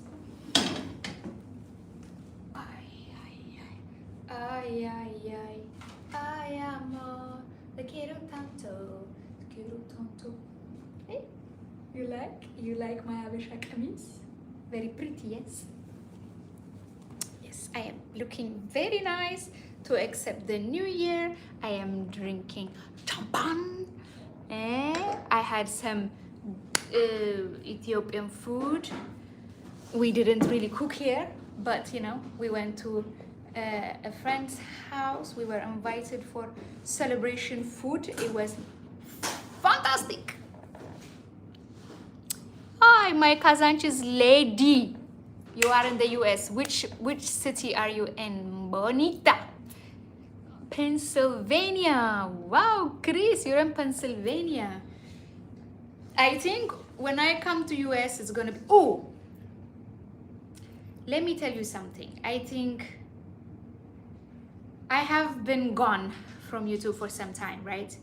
And that reason was because for the past 2 years, I was working on a TV show. It was called Ambassador TV show, right? So, and I was in Ethiopia, based in Ethiopia, working on this TV show, and I was hosting the TV show. I was helping directing and producing it. And that show was about diplomacy, culture, and history. And I used to interview ambassadors and ministers and things like that, right? So that's why I was there, and I was away from YouTube because it took a lot of my time. And while I was doing that, because I still love to travel, I still want to do more. So I did a documentary film called Dobo. It's about the Hammer tribe, and I wanted to take that film because I did that film in English. I wanted to sell it to Netflix. I wanted to sell it to National Geography because like it will take Ethiopia out there. I didn't really have much support on that, which was very sad. So like I spent a lots of my savings on that. Like I was saving to buy a house, but I took all that money and I made that movie. So I have that movie. I still have not released it because I need to return that investment, and I wanted to sell it. And for that reason, I even spent even more money, went to Cannes Film Festival to promote it and to be able to sell it and stuff. But Cannes is like a huge festival, many people out there, like the competition is outrageous. So I wasn't able really to get to sell it yet. I still have it. So I need your advice on how to return my investment from it. So my question to you is, should I put it here on YouTube in the members only, and then you guys will pay to watch this documentary film and I can return the investment? Or should I come to the US and put it in cinema, and then we can do like promote it like that, and people can pay, I don't know, $10 or something like that to come watch it, and then we can have a Q&A like that, and then I can do a tour, like go to Europe, go to the US, things like this? Or should I put it, I still have it in Vimeo, it's a private account, and then I can have it in Vimeo and people can pay and watch it. So this way you help me return the investment so I can make part 2. Or if you have contact to Netflix, to Prime, to any streaming companies, and you connect me with them, and then we can put this cultural film on there so we can promote our country, we can promote this film, and then I can return that investment, and then I can make part 2. So let me know what I should do about that, because it is something that's really taken up a lot of my like it's basically like I would have a house now, but that's basically my house. So it will be really nice to have your support and help in making this dream come true, return my investments, and also I can make part 2. So let me know, like here, like let's discuss about that and tell me like what you recommend I should do. ይገባኛል በደንብ ማብራራት ስላለብሽ ነው። በእንግሊዝኛ አውቃለሁ፣ አማርኛ ያደግሽበትን ቋንቋሽን እንደሆነ ፖዚቲቭ ኮመንት ላንቺ የሚሰጡትን እንዴት እንደምትጠላ ጠላቸውና አትሰሚያቸውም የኔ አርግብ መልካም አዲስ አመት በድጋሚ አልገባኝም ዲና what are you trying to say ይገባኛል በደም ማብራራት ስላለብሽ ነው በእንግሊዝኛ አውቃለሁ በአማርኛ ያደግሽበትና ቋንቋሽ እንደሆነ ፖዚቲቭ ኮመንት ላንቺ የሚሰጡትን እንዴት እንደምትጠላቸው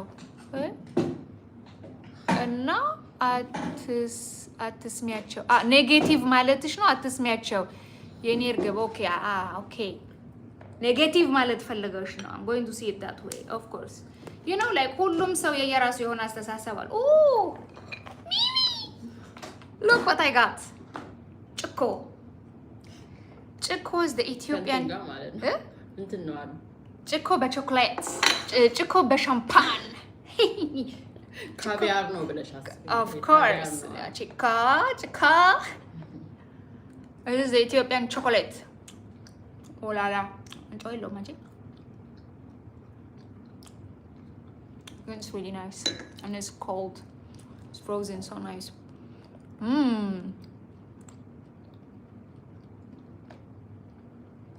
you know like እንደዚህ አይነት like ኔጌቲቭ የሚያወሩት ሰዎች ሁሉ ነገር ሰው የሰው መስታወት ነው ነው እኔን ሲያዩኝ ኔጌቲቭ ነገር የሚሰማቸው ከሆነ መስታወት ነው like ምንም ማርየት ያቆኛል if you feel like you want to when you see me it's inside you there is something that says መስታወት ነው if you see beauty in me there is beauty in you we are all each other's reflection I have been watching you from the beginning Mwah.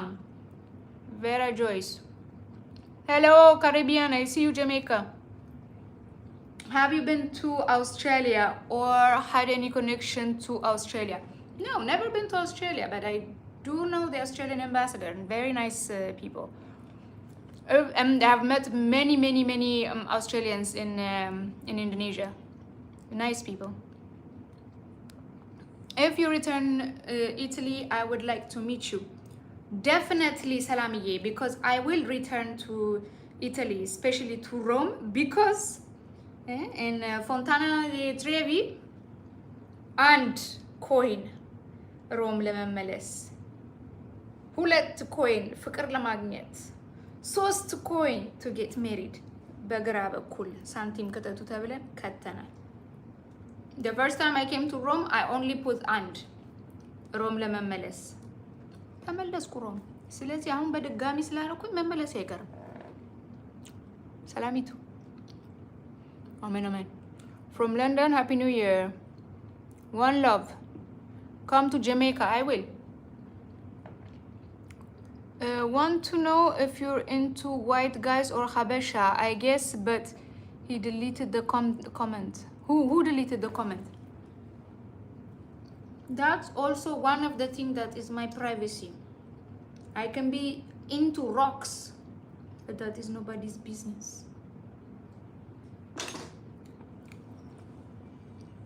me being white black brown rock purple will not change your life in any way shape or form so ask something that can help you you got me live gibi I am live and here you are asking them questions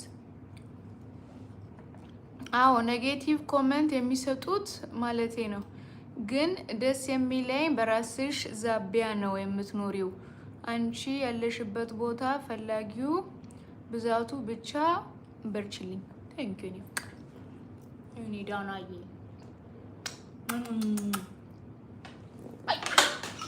cheers to you እንትና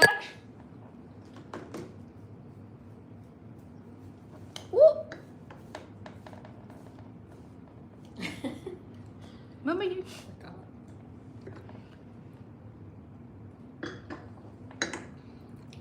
Let me see. Baka, that's all the questions you have. If you want like the consulting thing, I used to have a website, but I deleted my website. I used to have a website for my consulting business, but I deleted it. Like now, I just do it. You just text me on Instagram. I give you I send you a link, we talk whatever you want to talk about, but you give me like a subject if it is like information that you need about how to get a visa or whatever from any embassy, or what places to go, what companies to use, blah blah, whatever it is that you need, like tell me in hand so I can prepare something for you so you can have. But or you just want to talk about being confident, you want to talk about how to travel alone, especially if you're a girl and you want to travel alone, because I've been traveling solo since I was 15. So any type of questions that you may have, you let me know and then I'll prepare and then we have a chat. Or you just want to have a champagne with me virtually, as long as you pay me, I'll sit down for half an hour, have a champagne with you.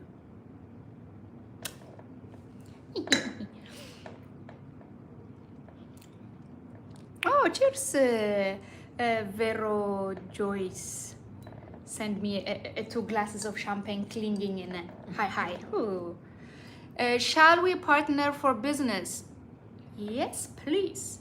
My Instagram is habesha.traveler, like the same name I have here, but between Habesha and Traveler there is like a dot. That's my Instagram. Just shoot me a DM and then we can talk about what type of business you want to do with me, because I do collaborate with lots of businesses, promoting their products, promoting their businesses, spaces, whatever it is, and I'm very open to that, so let me know. As long as you pay me, okay? You are stunning. You can be a professional model. You have a beautiful day. Thank you, my dear. I used to be one. I did model in Indonesia and I did model in Spain. I still do if they pay me, but I don't go out of my way looking for modeling jobs. የመጨረሻ ጥያቄ ከዱባይ ወደ አሜሪካ ስዊዘርላንድ በምን አይነት ቪዛ መግባት ይቻላል? What? ከዱባይ ወደ አሜሪካ ኖርማል ላይክ ኢትዮጵያ ሆነሽ ቪዛ አፕላይ እንደምታደርጊው ኤምባሲ ሄደሽ you do the same thing. Yeah, but she asked ከዱባይ ወደ አሜሪካ ስዊዘርላንድ ስዊዘርላንድ አሜሪካና ስዊዘርላንድ ለማለት እንደዛ ከሆነ it's the same. ያ ከዱባይ እዚህ ያላችሁ አይደለ ኤምባሲ አለ እዚህ ብዙ I think like you said ኤምባሲዎቹ አቡዳቢ ነው ያሉት ኤምባሲዎቹ just put together your እንትን as long as you're resident here you have a residence visa you can apply. Exactly. እዚህ residence just come to apply. You have to be a resident here. residence መሆን አለብሽ እዚህ residence ከሆንሽ. But another thing that I have noticed, it's very hard for me. Another thing I noticed is ከዱባይ ከሆነ apply የምታደርጊው it's harder. እዚህ ሀገር የምትኖሪ ከሆነ and you have the residence card here, go to Ethiopia and apply from the embassy in Ethiopia. Put your, like, you live in Dubai, your residence card in Dubai, you know, like you just came to Ethiopia to apply for that. ከዚሁ ሀገር ካደረግሽው it will be way difficult. So do it from Ethiopia. ማለት ኢሮፕ ለመግባት እንዴት እችላለሁ? የሚያስፈልገኝና መሟላት ያለባቸው ነገሮች depends what you have and where you're going.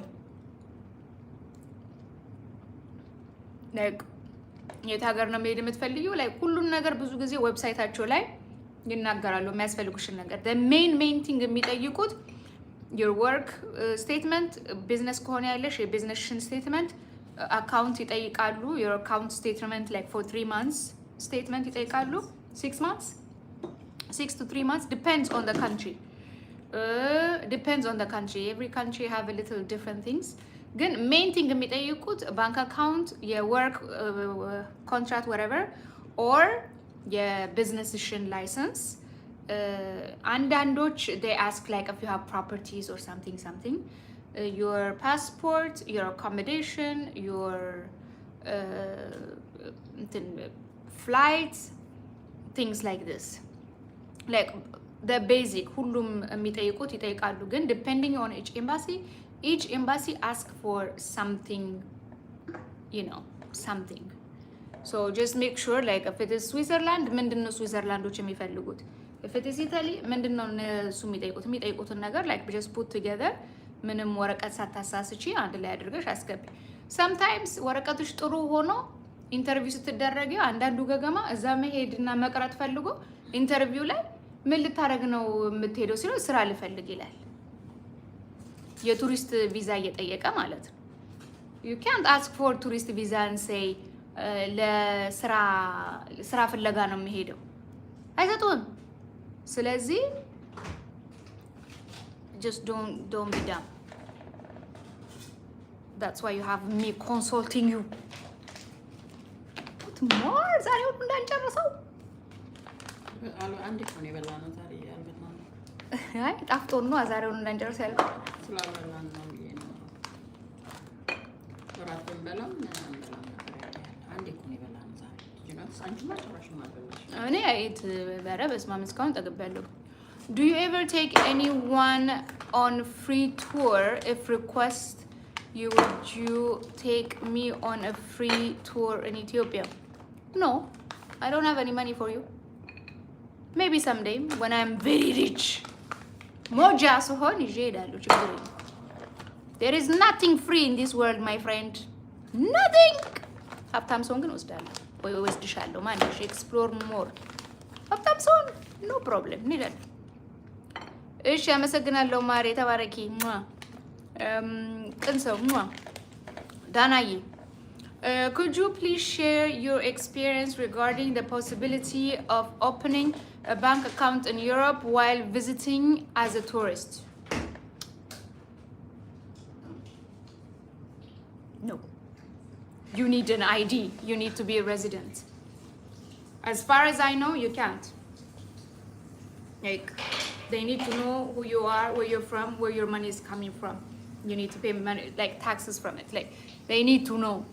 They need to know everything. So like unless you live there, it's the same thing. Like I can't, like a tourist can't come to Ethiopia and just open a bank account. Who are you? You know, so no, you need an identification of a residence card, something like that. Unless like you're like a millionaire and you go to HBC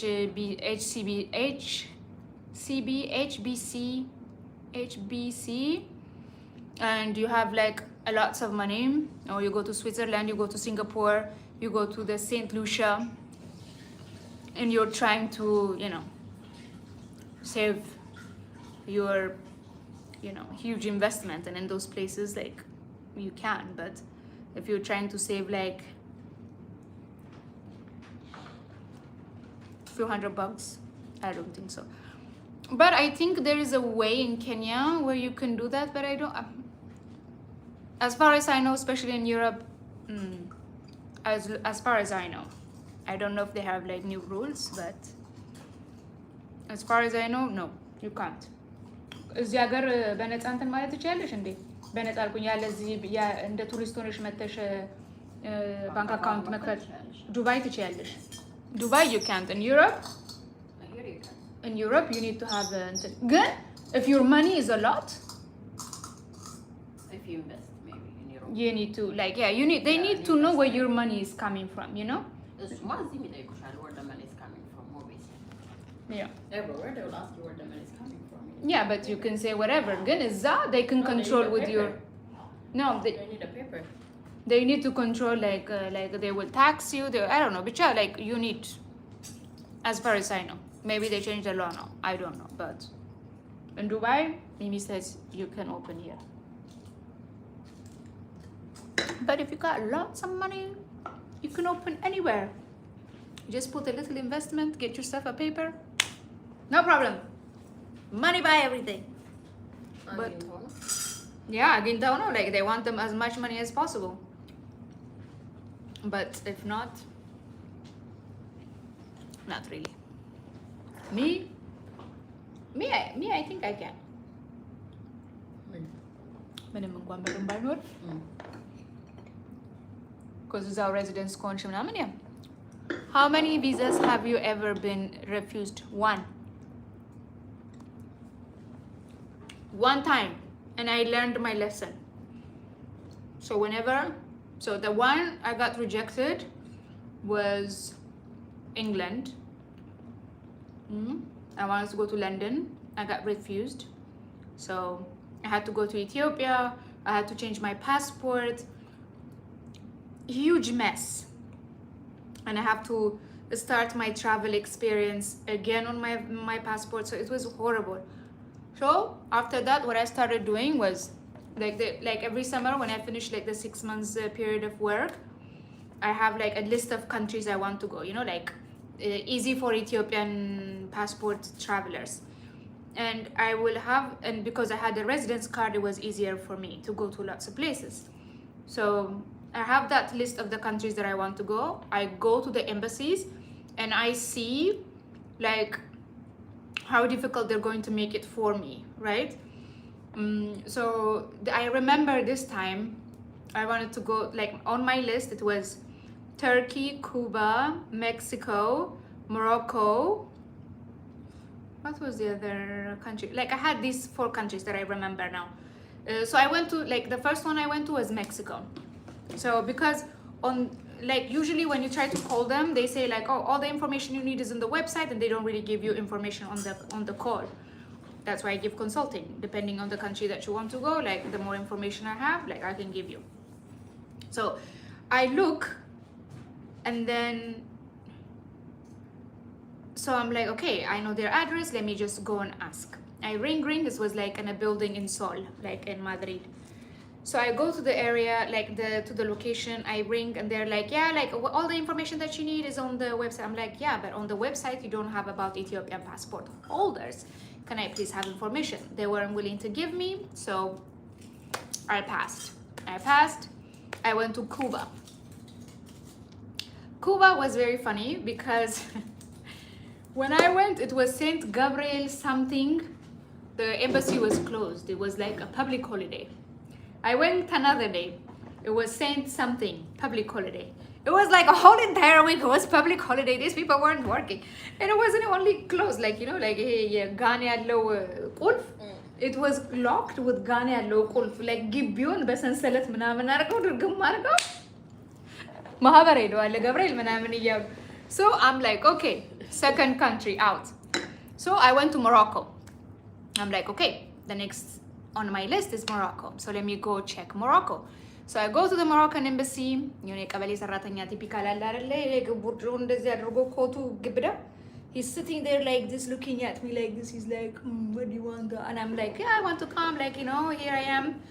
He's like, do you live here? Yes. Do you have residence card here? Yes. Supposedly, it should be easy to go to Morocco because, you know, Spain and Morocco, very close. Flights are like 50 euros, something like this from Spain. So he's like, so okay, he takes my passport, sees it, and he's like, okay, what we're going to do, like so disrespectful, like the way he was talking to me. He's like, we will send it to Morocco and then we let you know if in 20 days, if we decide to give you or not give you the visa. I looked at him and So I looked at him, I leaned back, took my passport, closed it, like I took it from his hand, closed it. Thank you very much. Got out of there. Where did I go after? I went to Turkish embassy. Turkish embassy was like a window, and then there was this guy sitting there, and I'm like, hi. That was my last country on my list. And I said, hi, I want to go to Turkey, so what visa do I need to do? And he's like, do you live here? Yes. Do you have a residence card here? Yes. You don't need to do anything. Just do your, just take your flight from Turkish Airlines, and then there is a form that you can fill up there, and then you just get the visa from there, and you have to pay like 124 euros or something like that. That's all you need to do. I said, thank you, sir. I went home, booked my flight, got my visa there. I do not go to places where I know they're going to mess up my possibilities of going somewhere. I'm not desperate to come to your country. I want to go somewhere, enjoy, because I've been working my ass off for 6 months. I want to go, experience something, and enjoy and relax. I don't care where it is, as long as I am welcomed and I don't have to go through all of this bullshit of like, you know, refusals. I don't need to be in your country for more than like 3 weeks. So I went to Turkey. I arrived. I had my hammam with 2 ladies.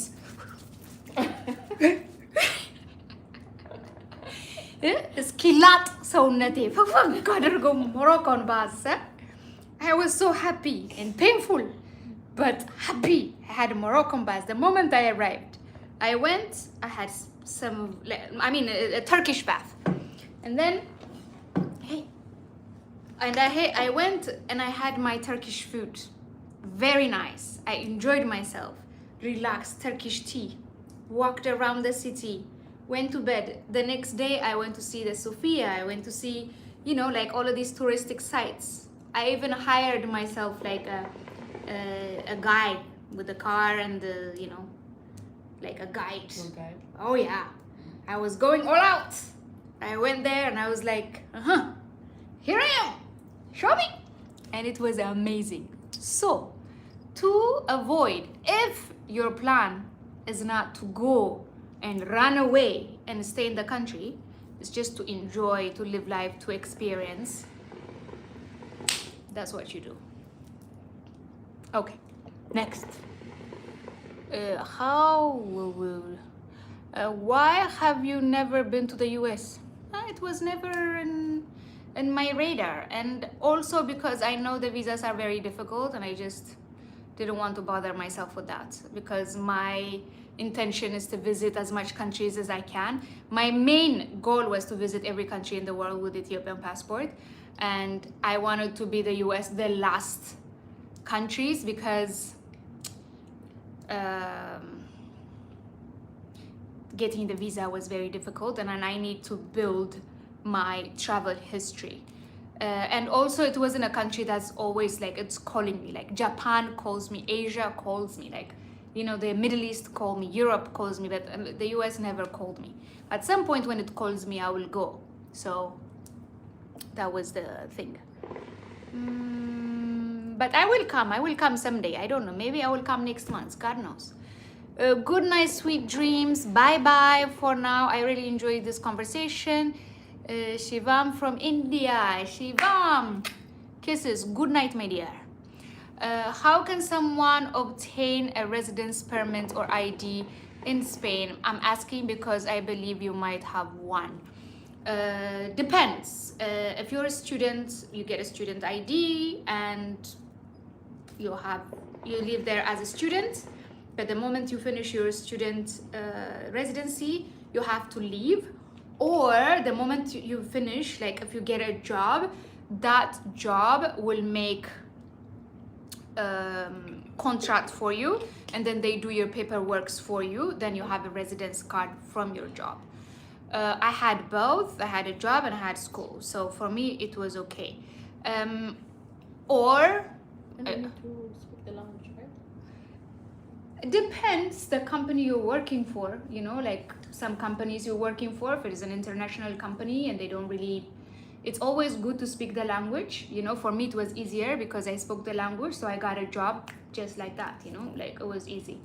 But if you don't speak the language, if there are like some English speaking companies or something, there's Ethiopian Airlines, for example.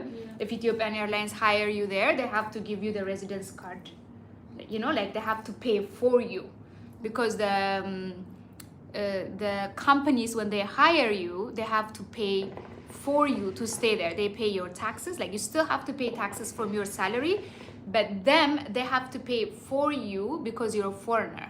Because there is plenty of Spanish people. Why are you hiring an Ethiopian person all the way from there to bring them here?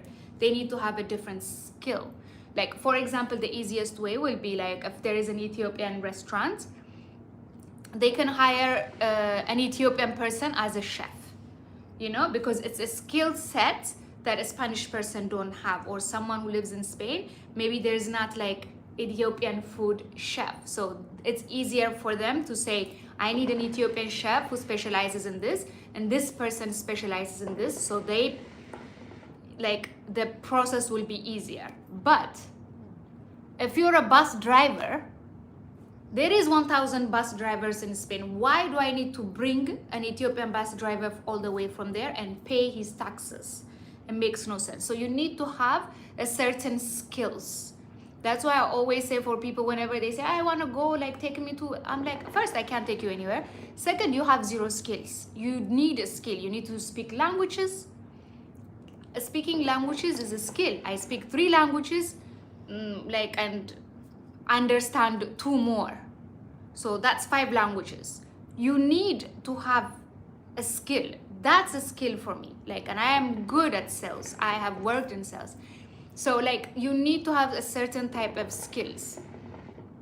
If you don't have that, you can't really work. You're nothing special. There is many of those people here. So that's one way. And another way is that if your spouse is from Spain and you get married, that's also another way that you could do that. So I hope that helps. Which are all the languages you speak? So I speak Amharinya, English, Spanish, I understand Italian, and Indonesian, Bahasa Indonesia. So these 2, I'm not really perfect, but I do understand, and then I can negotiate a little bit.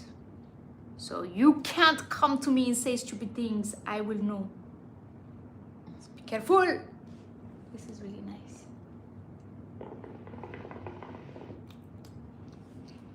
Have you ever had any encounters with Ethiopian asylum seekers in Spain? No. I mean, asylum seekers. What am I? No. No, because like in Ethiopians usually like this type of asylum seekers, Ethiopians specifically, usually go to Germany, Italy, France, Sweden, England. These are the major countries where they go because there is a big Ethiopian community there, and they go there because they know there is a system placed, and there is Ethiopian people, even if they don't speak the language, they know they can go, and there is like a Kale, they can stay with the Kale. A Kale can show them how to maneuver the system and whatever. So in Spain, the majority of asylum seekers are not Ethiopians, but Senegalese, Equatorial Guinea, Nigerians, Moroccans, and people like this, but not a lot of Ethiopians. Like, I mean, I can count in hand like how many we are. It's a very small community that we have in Spain, and that's why we don't even have a consulate in the country, because there's not a lot of Ethiopians in Spain,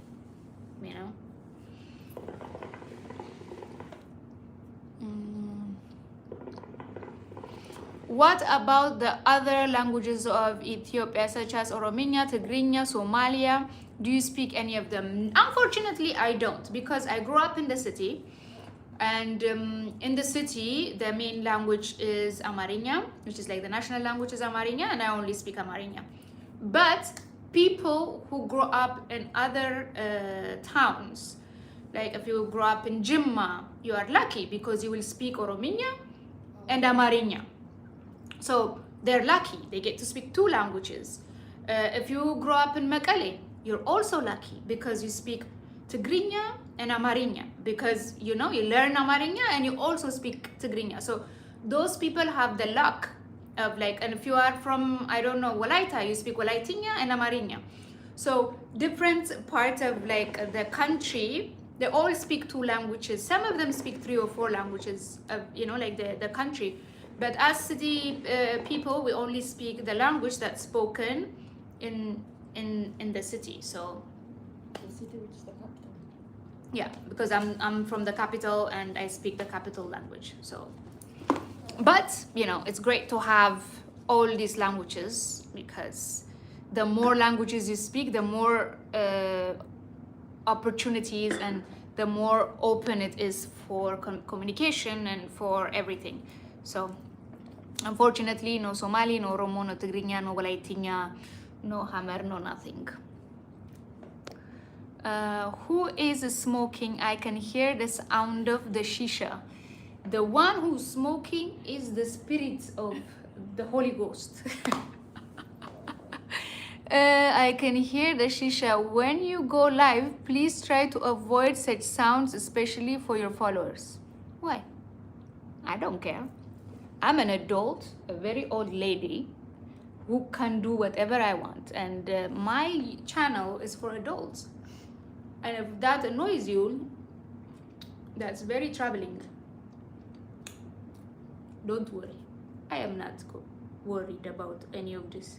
There are many things that worrying in this world, like hunger, war, death, something that affects other people. This sound doesn't affect you or anybody in this world.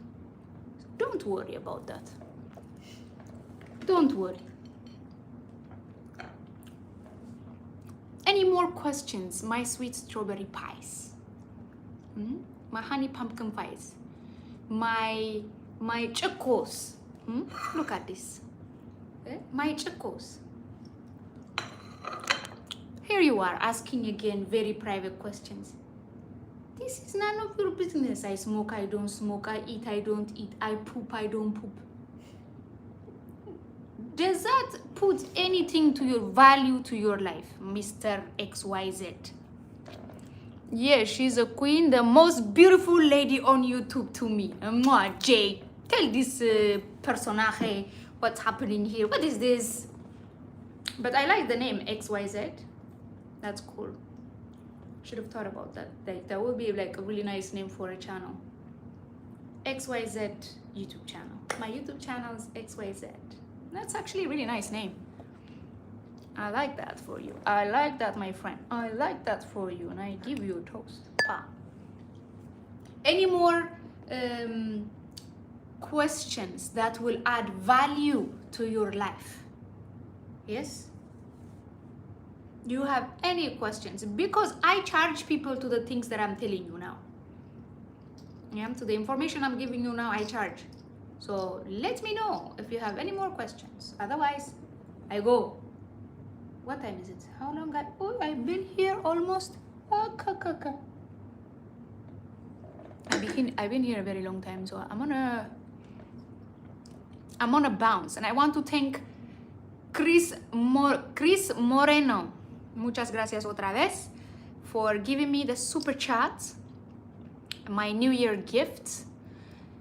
Thank you very much. I like this is my first New Year gift, so thank you, Chris Moreno. Please tell the person smoking that smoking is bad. Please XYZ, mind your business. Honey bunny, mind your business. XYZ, what is the problem? Maybe it's very old person. You know? There's no smoking, it's just someone's cooking in the kitchen. Enggidi, in your own house. Imagine. Oh, sweetie, ልታስባረረኝ ነው እንዴ አንተ? Smoking, not allowed in the body. There's no smoking. Bueno, my dear friends, it's been wonderful talking with you and having a lovely conversation with you. I will try to do one of these as much as I can. This has been very special. But since you don't have any more questions, I am going to go and finish my celebration with my sister. And cheers. And finish. The champagne is bye-bye.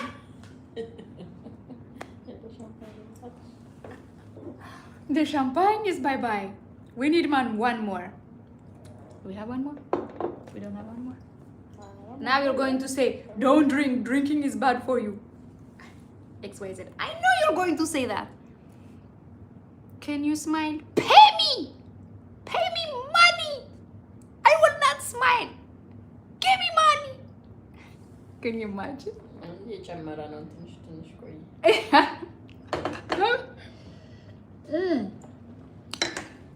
So, nobody has questions that will help you or you want to know. I just told you I've been to how many countries? Since this year started, I've been to. So I started the year in Germany, in Frankfurt. Then I went to Milan, Then I went to Thailand, Mexico, Ethiopia, Malaysia, Bali. yes, Malaysia, Indonesia, Kenya, Madagascar, Italy, Spain, Austria, France, so that's 13. I know I'm missing somebody. Yeah, I've been to 13 countries since this year started. What months are we in? We're in September, so we're in months 11 or months 11? 9, months 9, right? We're in the 9th month of the calendar and I have been to 13 countries. So do you have any questions about these countries? Do you have any questions about my trips? Do you have any questions according to this? Not about what I eat, what I fart, okay?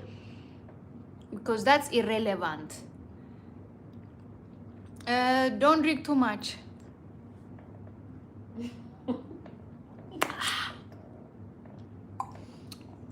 As if you pay for it. Just a question. Is it okay to be weird on live? I'm weird. What do you want? I'm a weird person and I like it. So, do you have any constructive questions? If you don't, I'm out of here. Like you guys say, like come live, and then you come and you ask stupid questions. That makes no difference for your life, you know?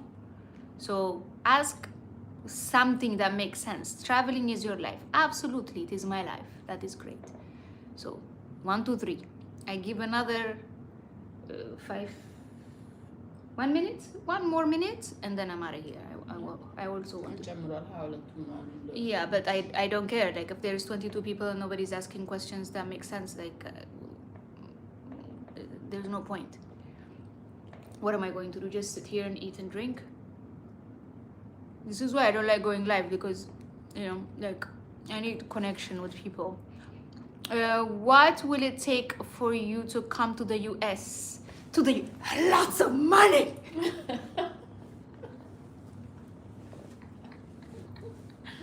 That's what it takes. Lots of money. So you can see all the cities. So I can see everything without having to struggle to see places, you know? Because I think the US is expensive. You know, like I go to Asia a lot because it's very affordable. But I think the US will be dangerously expensive. Why don't you get married and have a family instead of traveling so much? Why are you crying so much? What is the best moment you won't forget from your visits? The best moments? Oh, I have many best moments, but let me think about one. Oh, this. Okay. Hold on to your seats because I'm about to take you on a ride. 2023. 23? No. 24. From India, እዚህ የመጣሁት ጊዜ it was 24, right? 2024. Or 2023. 2023. I was in Amritsar, okay? I was backpacking in India. And then I was in Amritsar and I heard about this temple, right? So like the temple, like the Sikh temples, they're wonderful people. So the way they pray, like, so the Sikh religion, the way they pray is not like going to church and doing this and like, you know, talking to God. The way they pray is doing good, right? They do good things. They feed the hungry. They clean the church. And the church feeds 100,000 people a day. So to feed 100,000 people a day, you need food. So people bring food, like they bring lentils, they bring duket, they bring all these things. And then you have to serve the people, you have to cook the food, you have to, you know, wash the dishes. So the people, their way of praying is like by going to this. I have a video about this and you can go and watch it because I went, so I wanted to go and experience that. And if you want to sleep there, they also give you free bed. So you can go and sleep there. You can have breakfast, lunch, and dinner. You don't need to be a Sikh religious person. You can be a Muslim, Christian, no religion. You can be anybody. You can eat there and you can do whatever you want. So I wanted to go there and experience that. So, but I didn't want to go eat their food and sleep in their bed for free. So I wanted to work and pay my way. So the way to do that was like I was going to volunteer to work in the kitchen so I can sleep and eat there. They do that anyways, but they don't obligate you. So I was going and I wanted more information because I couldn't find the place where the dorms are. So I went to the office and I'm sitting there and waiting. And then a group of Malaysians came. A group of Malaysians came and then they had to attend to them before me. So like I'm just sitting there and waiting. Like I have my backpack, I have put it on the floor.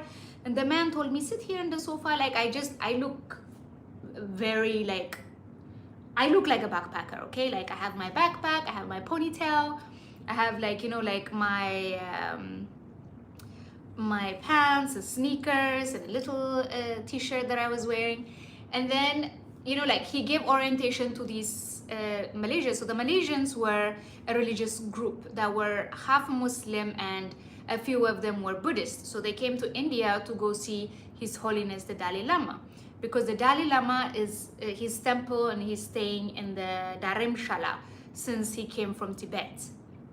So they came to see him, but since like the flight arrives to from Malaysia to Amritsar, they were going to take a car from Amritsar to Dharamshala. But since they're already there, they wanted to visit the Golden Temple and then see the Wagah border. So I'm sitting there, so this guy gave them some orientation, they gave them like some books of some presents because they came there, and then they were going to give them a tour. So they all came outside, and then, you know, the sheikh of the guy, or like the priest of the place, he's like, come. I'm like, me? He's like, yeah, come. So he puts me together with the Malaysians. So when they're taking a photo, he's like, yeah, get in there. And I'm like, I'm not with the Malaysians. But I'm just like, okay. So I'm standing there with the Malaysians, you know, like they're holding the flag of the Malaysian flag. We took a photo together. I'm just standing there like it was so cute. And then we took a photo together and they gave us a tour, like a private tour of the temple, which was unheard of. Like, you know, like they made us skip a lots of lines, which they normally don't do that. And then they had cars and everything. And then they're like, oh, we're going to go visit the Wagah border. And I'm like, can I come with you guys? They're like, yeah, sure, come with us. They had cars. They took me to the Wagah border. We visited. And then and then I asked the lady, like, what are you guys doing here? And she told me, she's like, oh, we're here to see His Holiness, the Dalai Lama. And she was a Muslim lady. So they were doing this because I think there was some type of conflict between the Buddhists and the Muslims in Malaysia. So they were like trying to make peace so they can go visit, you know, like the Dalai Lama, and they visited like the sheikh of, like, you know, the main sheikh of the Muslim, and then they're trying to make peace. So they're doing like a religious trip. So I went with them to this thing, and she's like, oh, you should ask, like, he's the organizer, you should ask him if I can go with you guys to see the Dalai Lama. So I'm like, hey, can I come with you guys to see the Dalai Lama? And he was like, you know, like, he's a papa, like I call him papa. He's an older Chinese, Malaysian, Singaporean man. He have my heart. Like, he became my godfather. He is like my father. He's my godfather.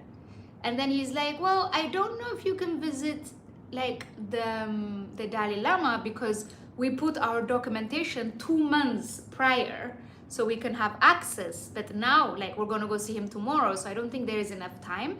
But you can come with us to the Dharamshala and then we can try. I said, great. And then, like, you know, we came back from seeing the Wagah border, you know, like they do like some type of a ceremony between India and Pakistan. Like, it's an amazing ceremony. Like, you know, they do all of this like walking and doing all of these crazy shit. Amazing. I have a video about that too, so go watch it. It's amazing. Like, no one in this world do that. Like, Pakistan and India have always been in like conflict with each other, but they would always do this peaceful like ceremony every day. And it's gorgeous to see. And then like you have like the Indians cheering on the side, the Pakistani cheering on the other side. It's gorgeous to see. On the border, right? It's on the border. It's the Wagah border. It's gorgeous. So we did that, and then on the way back, like, okay, I still haven't gotten my, you know, my place to sleep sorted. So the papa is like, what you're going to do? And I'm like, don't worry about it. And then I sorted out. I went back to the, I got like the same day, I think they were driving to Dharamshala, yeah, the same day. So I went with them, and then when we got there, he was worried about me like his child, you know? He's like, oh, you like here, like come, you have like, they ordered food for everybody, he ordered food for me too. And then I took, because they already had hotels and everything organized, and I didn't. So I went and I got like, I took a hostel near their hotel. The hostel costed me like, I think $10 per night. So I stayed there, and then in the morning, I went to the hotel to see them. You know, they gave me breakfast because they have like breakfast in the hotel. And like they took me in. They didn't see I was a woman. They didn't see I was black. They didn't see nothing. They just saw me as as a person, just a one more child of this world. And they took me in. These people have no idea where I'm from. Like they're Malaysian, Chinese, Singaporean people. Like they're Muslim and and Buddhist. So they took me in. And this papa, he was even worried about like if I had lunch or dinner or something, you know. And then when they took me to the temple, I couldn't go in because my name was not registered, but I waited for them. And when he went out, the papa, like they all got like gifts from the Dalai Lama, right? Like they got beads and like this white silk thing, and then books, and they got like some presents from the Dalai Lama, like prayed on and everything, like as a present. He is Buddhist, so for him that means a lot. It's like you go into Rome to, you know, the St. Petersburg, and then the Pope gives you like, you know, something, and you keep it forever if you are Catholic, you know, like it's something very special. But he came out and he gave me that because I couldn't go in. So that present, he gave it to me. And he's like, here, since you couldn't go in and see His Holiness, you can have this. That was so touching and amazing because he's also elder, you know, like, and that means a lot, like for your religious pope to give you something that's special and you give it away to someone you just met. So that was very special. And then that day after that, like I really took that. I still have everything. And they like we did a lots of activities, and all those activities he paid for it. Like I did all of this. Like he basically treated me like as one of his kids. He, like the whole time he was saying, he's like, I have 2 sons, but I always wanted a daughter, but I never got a daughter. You know, yeah. And he like, it was like papa, you know, and like it was like a papa. And he was like, have you eaten today, child? Like it was like this, you know, like this vibe. I was just like, oh papa. It was like my long lost daughter. My long lost daughter. It was the most beautiful thing in the world, and I loved him, and I still love him. And sometimes I do reach out and meet him. And I met him when I went to Malaysia, and it was the most beautiful thing. And he introduced me to more monks, you know, like I met more monks, Buddhist monks, and he was very excited. He showed me some sites. Beautiful. So that is one of beautiful experiences. And another one, I'll tell you this one more, and then it's okay. I met these boys, Indian boys. I was in Varanasi. I met these boys and this girl. So this girl was Egyptian living in India, so she was visiting Varanasi, so I met her there. And these boys, they were from Delhi, but they were visiting Varanasi as well for Holi festival. So I met them both in a Holi festival. In Masan Holi, I met the boys, and then in Holi festival, I met the girl. So all of us, we kind of became friends then. And then they all went to back to Delhi, back to school, and back to the kids. Like the boys were university students, and then Ola was working in Delhi, so they all went back. So I went, you know, I went traveling and everything, and then my flight was out to come here from Delhi. So when I came to Delhi, no, I wasn't coming here, I was going to Indonesia. So when I went to Delhi, I called both of them, and I'm like, hey, like I'm coming here. And then like I stayed, I hang out with them, and I was going to leave because April 5th is my birthday. And I made sure, because I didn't want to be in India alone on my birthday, so I wanted to go to Indonesia where majority of my friends were. So I made sure my flight was on April 3rd, so I can spend it with people who love me, so they, you know, so I can celebrate. And I love my birthday. It's like Christmas for me. I love it. It's the day I got to be alive and experience this beautiful world. So I really appreciate and love celebrating my birthday. Anyways, so I met them, and on the 3rd of April was the day that I leave, but I was leaving in the evening at midnight. So during the day we went and we did like a lots of activities together, this and that. So like I had to go to the airport around 9. So we had dinner together. It was a Ramadan time. So Ola was fasting and we break the fast with her. We had like we did iftar together. All great. And then on the way back, so we had to go to my hostel to get my stuff. So we're getting my stuff. I'm a little bit stressed because I'm like, there's not enough time. I need to go to the airport. So they're like, you know, like making me wait a little bit. And then all of a sudden, boom, they come out with a birthday cake in the parking lot. They're like 3 university boys and Ola. So they went out of their way. They're Indian boys, like university students. They don't have lots of money. They put money together. They met me, like we were together and we celebrated a festival together, and then we met again in Delhi. They put money together. They bought me a birthday cake with my name on it. And then they came, and then in the parking lot, they just put, and they're like, happy birthday. I cried like a baby. And then I was like, wow, that's so nice. I love you.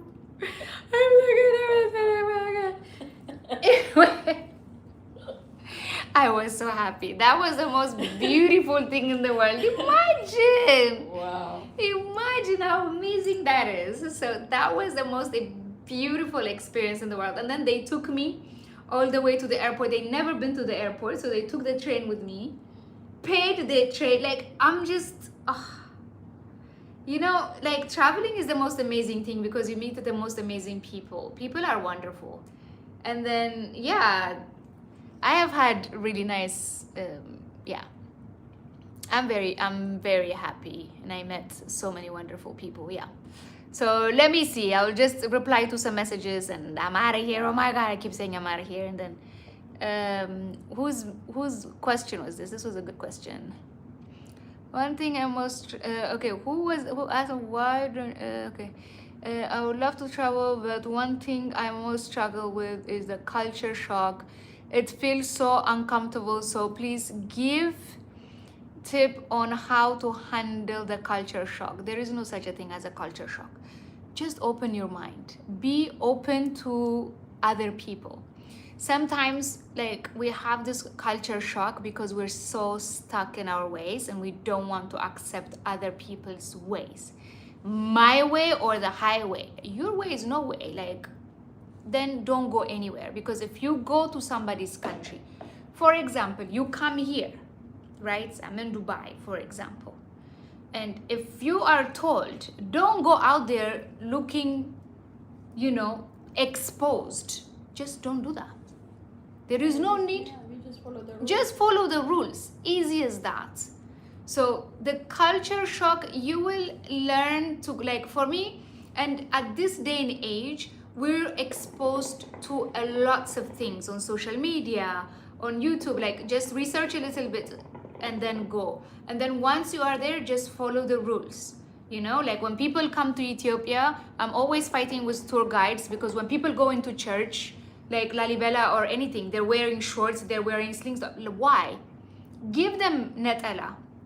You know, it's not only charging them $100 to go into Lalibela. Give them netala. Yeah, Provide something. We were in Rome. We were gonna go into the churches. Someday we had you know, like a shirt like this, and our shoulder was exposed.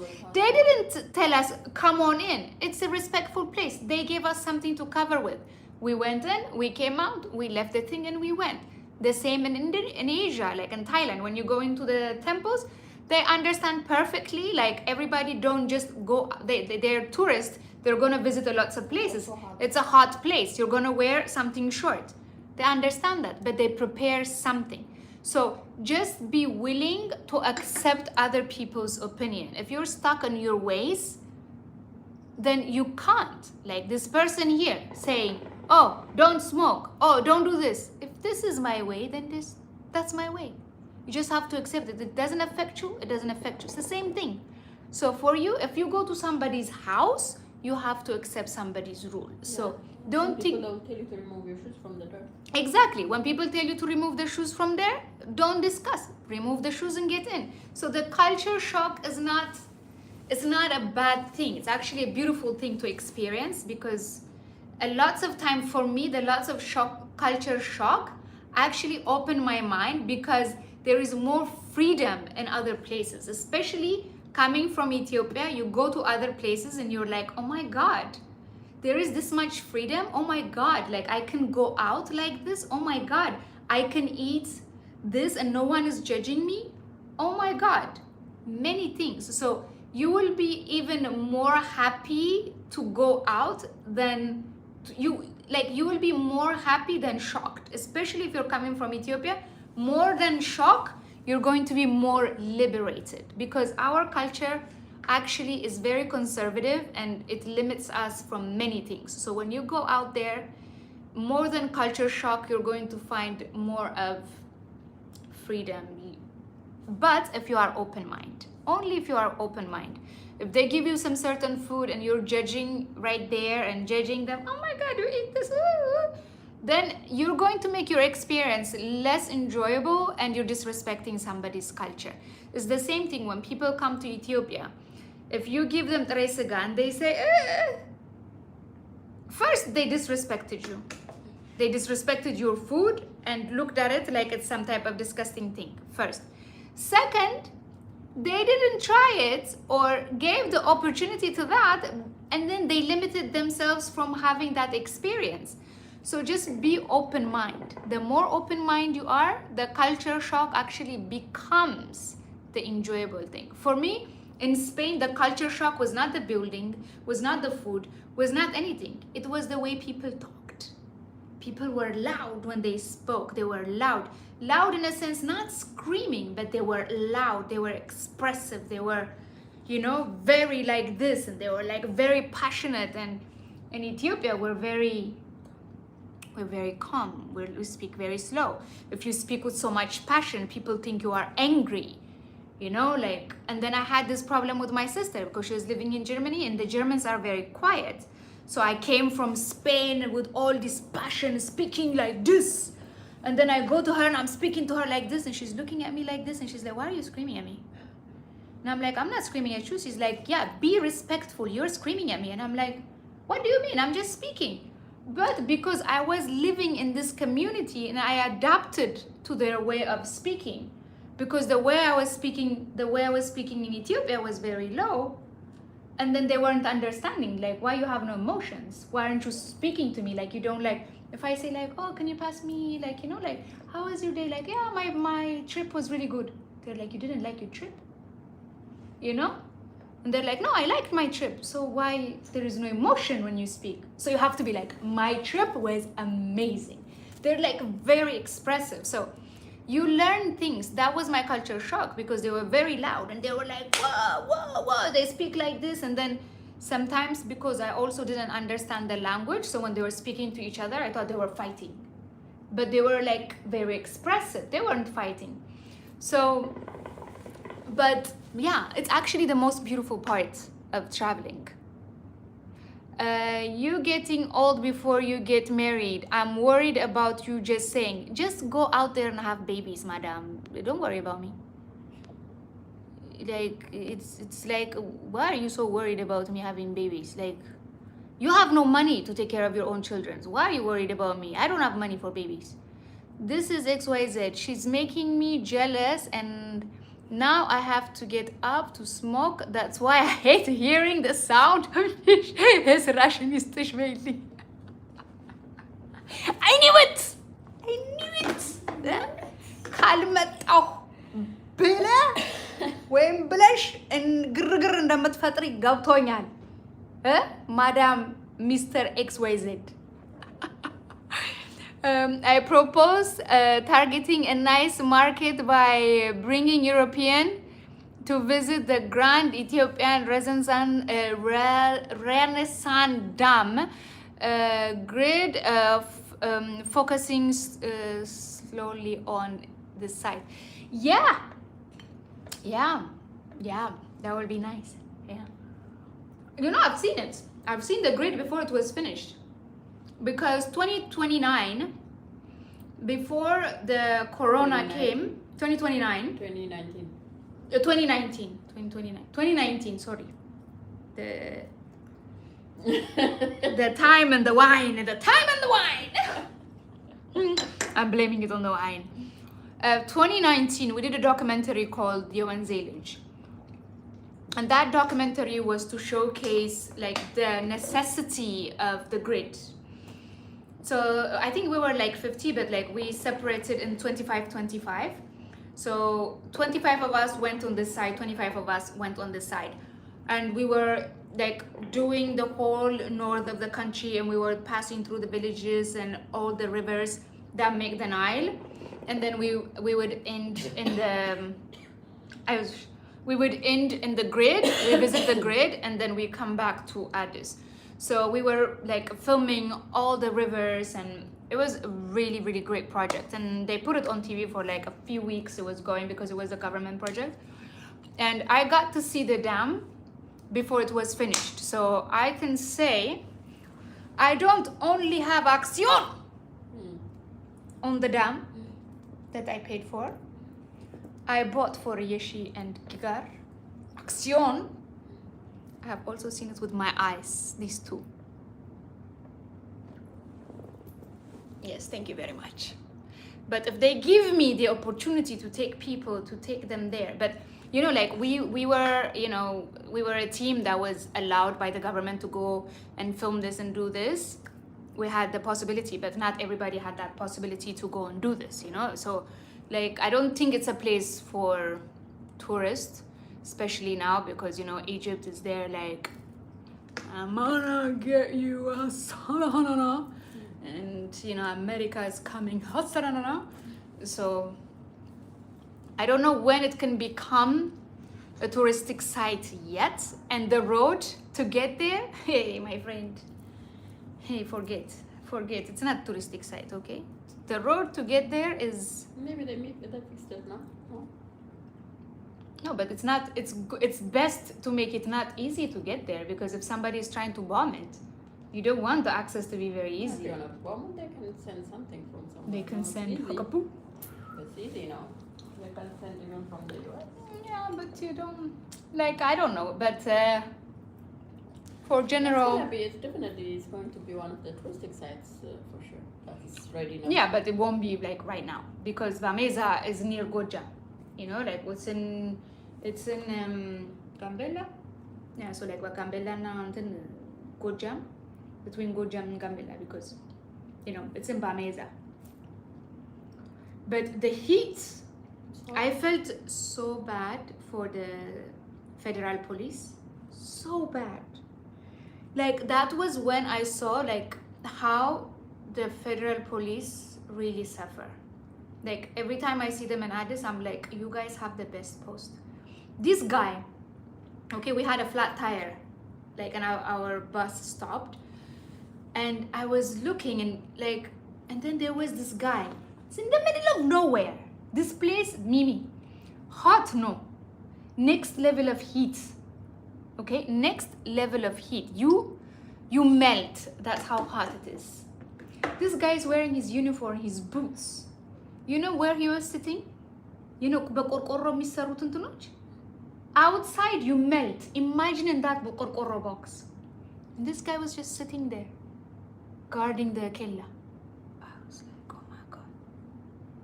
We gave him like some cold water we had because of, but I'm just like, we are melting because we were outside of the bus for a few minutes. This guy, this is his post. Like that's the moment, like my respect for these soldiers, like the federal police soldiers went, because I'm like, oh my God, these poor guys just sitting here hours, day on and on and on with this heat, and his only shelter is like a box of oven. So yeah, it should be interesting. I propose targeting a nice market by okay. እኔንም እያሳለኝ ነው አይዞሽ በይልኝ አይዞህ በይ ሰው ወንድ ነው አይዞ በይኝ እሺ አይዞክ ጠጣበት አይዞ ጠጣበት ጠጣበት ጭኮ ብላበት ጭኮ ካላገኘ የፈረንጅ ቾኮላት ብላበት This was a very good conversation to have with you guys. I have enjoyed this lovely conversation. I'm going to go now, okay? I've been here 1 hour, 70 minutes, 46. I think I might leave now. Okay. Thank you so much, you guys. I will try to do this as much as possible during this week. Because I don't think a lot of people are used to me having a live stream, so not a lot of people have been here, but for those of you who were here, thank you very much. Love, respect you, and I enjoyed your wonderful company. It was a pleasure to have a lovely champagne with you and spend the evening of the, you see, even my battery of my light went bye-bye. Was really good. I hope to see you again in my next live stream. I will try to do this as much as possible. I love you, kiss you, watch my videos because like they're not getting a lot of views because I have been bye-bye for a very long time. So yeah, I will see you on the next video and on the next stream. And if you guys want to have a one-on-one and you want to pay me to have a one-on-one conversation, text me on the Instagram DMs and then we talk. Okay, bye-bye. Okay, now you're asking questions. Don't forget to download Pokemon Go. Why you want me to play now video games? Come on. See you next live. Salamiye. Besos, Chrisiye. Besos, amore. By a name, Lambol Bulo. About bellow. Yazu. Take care and have a good time. XYZ. Then I want to link. Bye bye. Rehna garandin amiza go mami. Top topping you kone to Ganda meet afa. It's been a long time. Wait.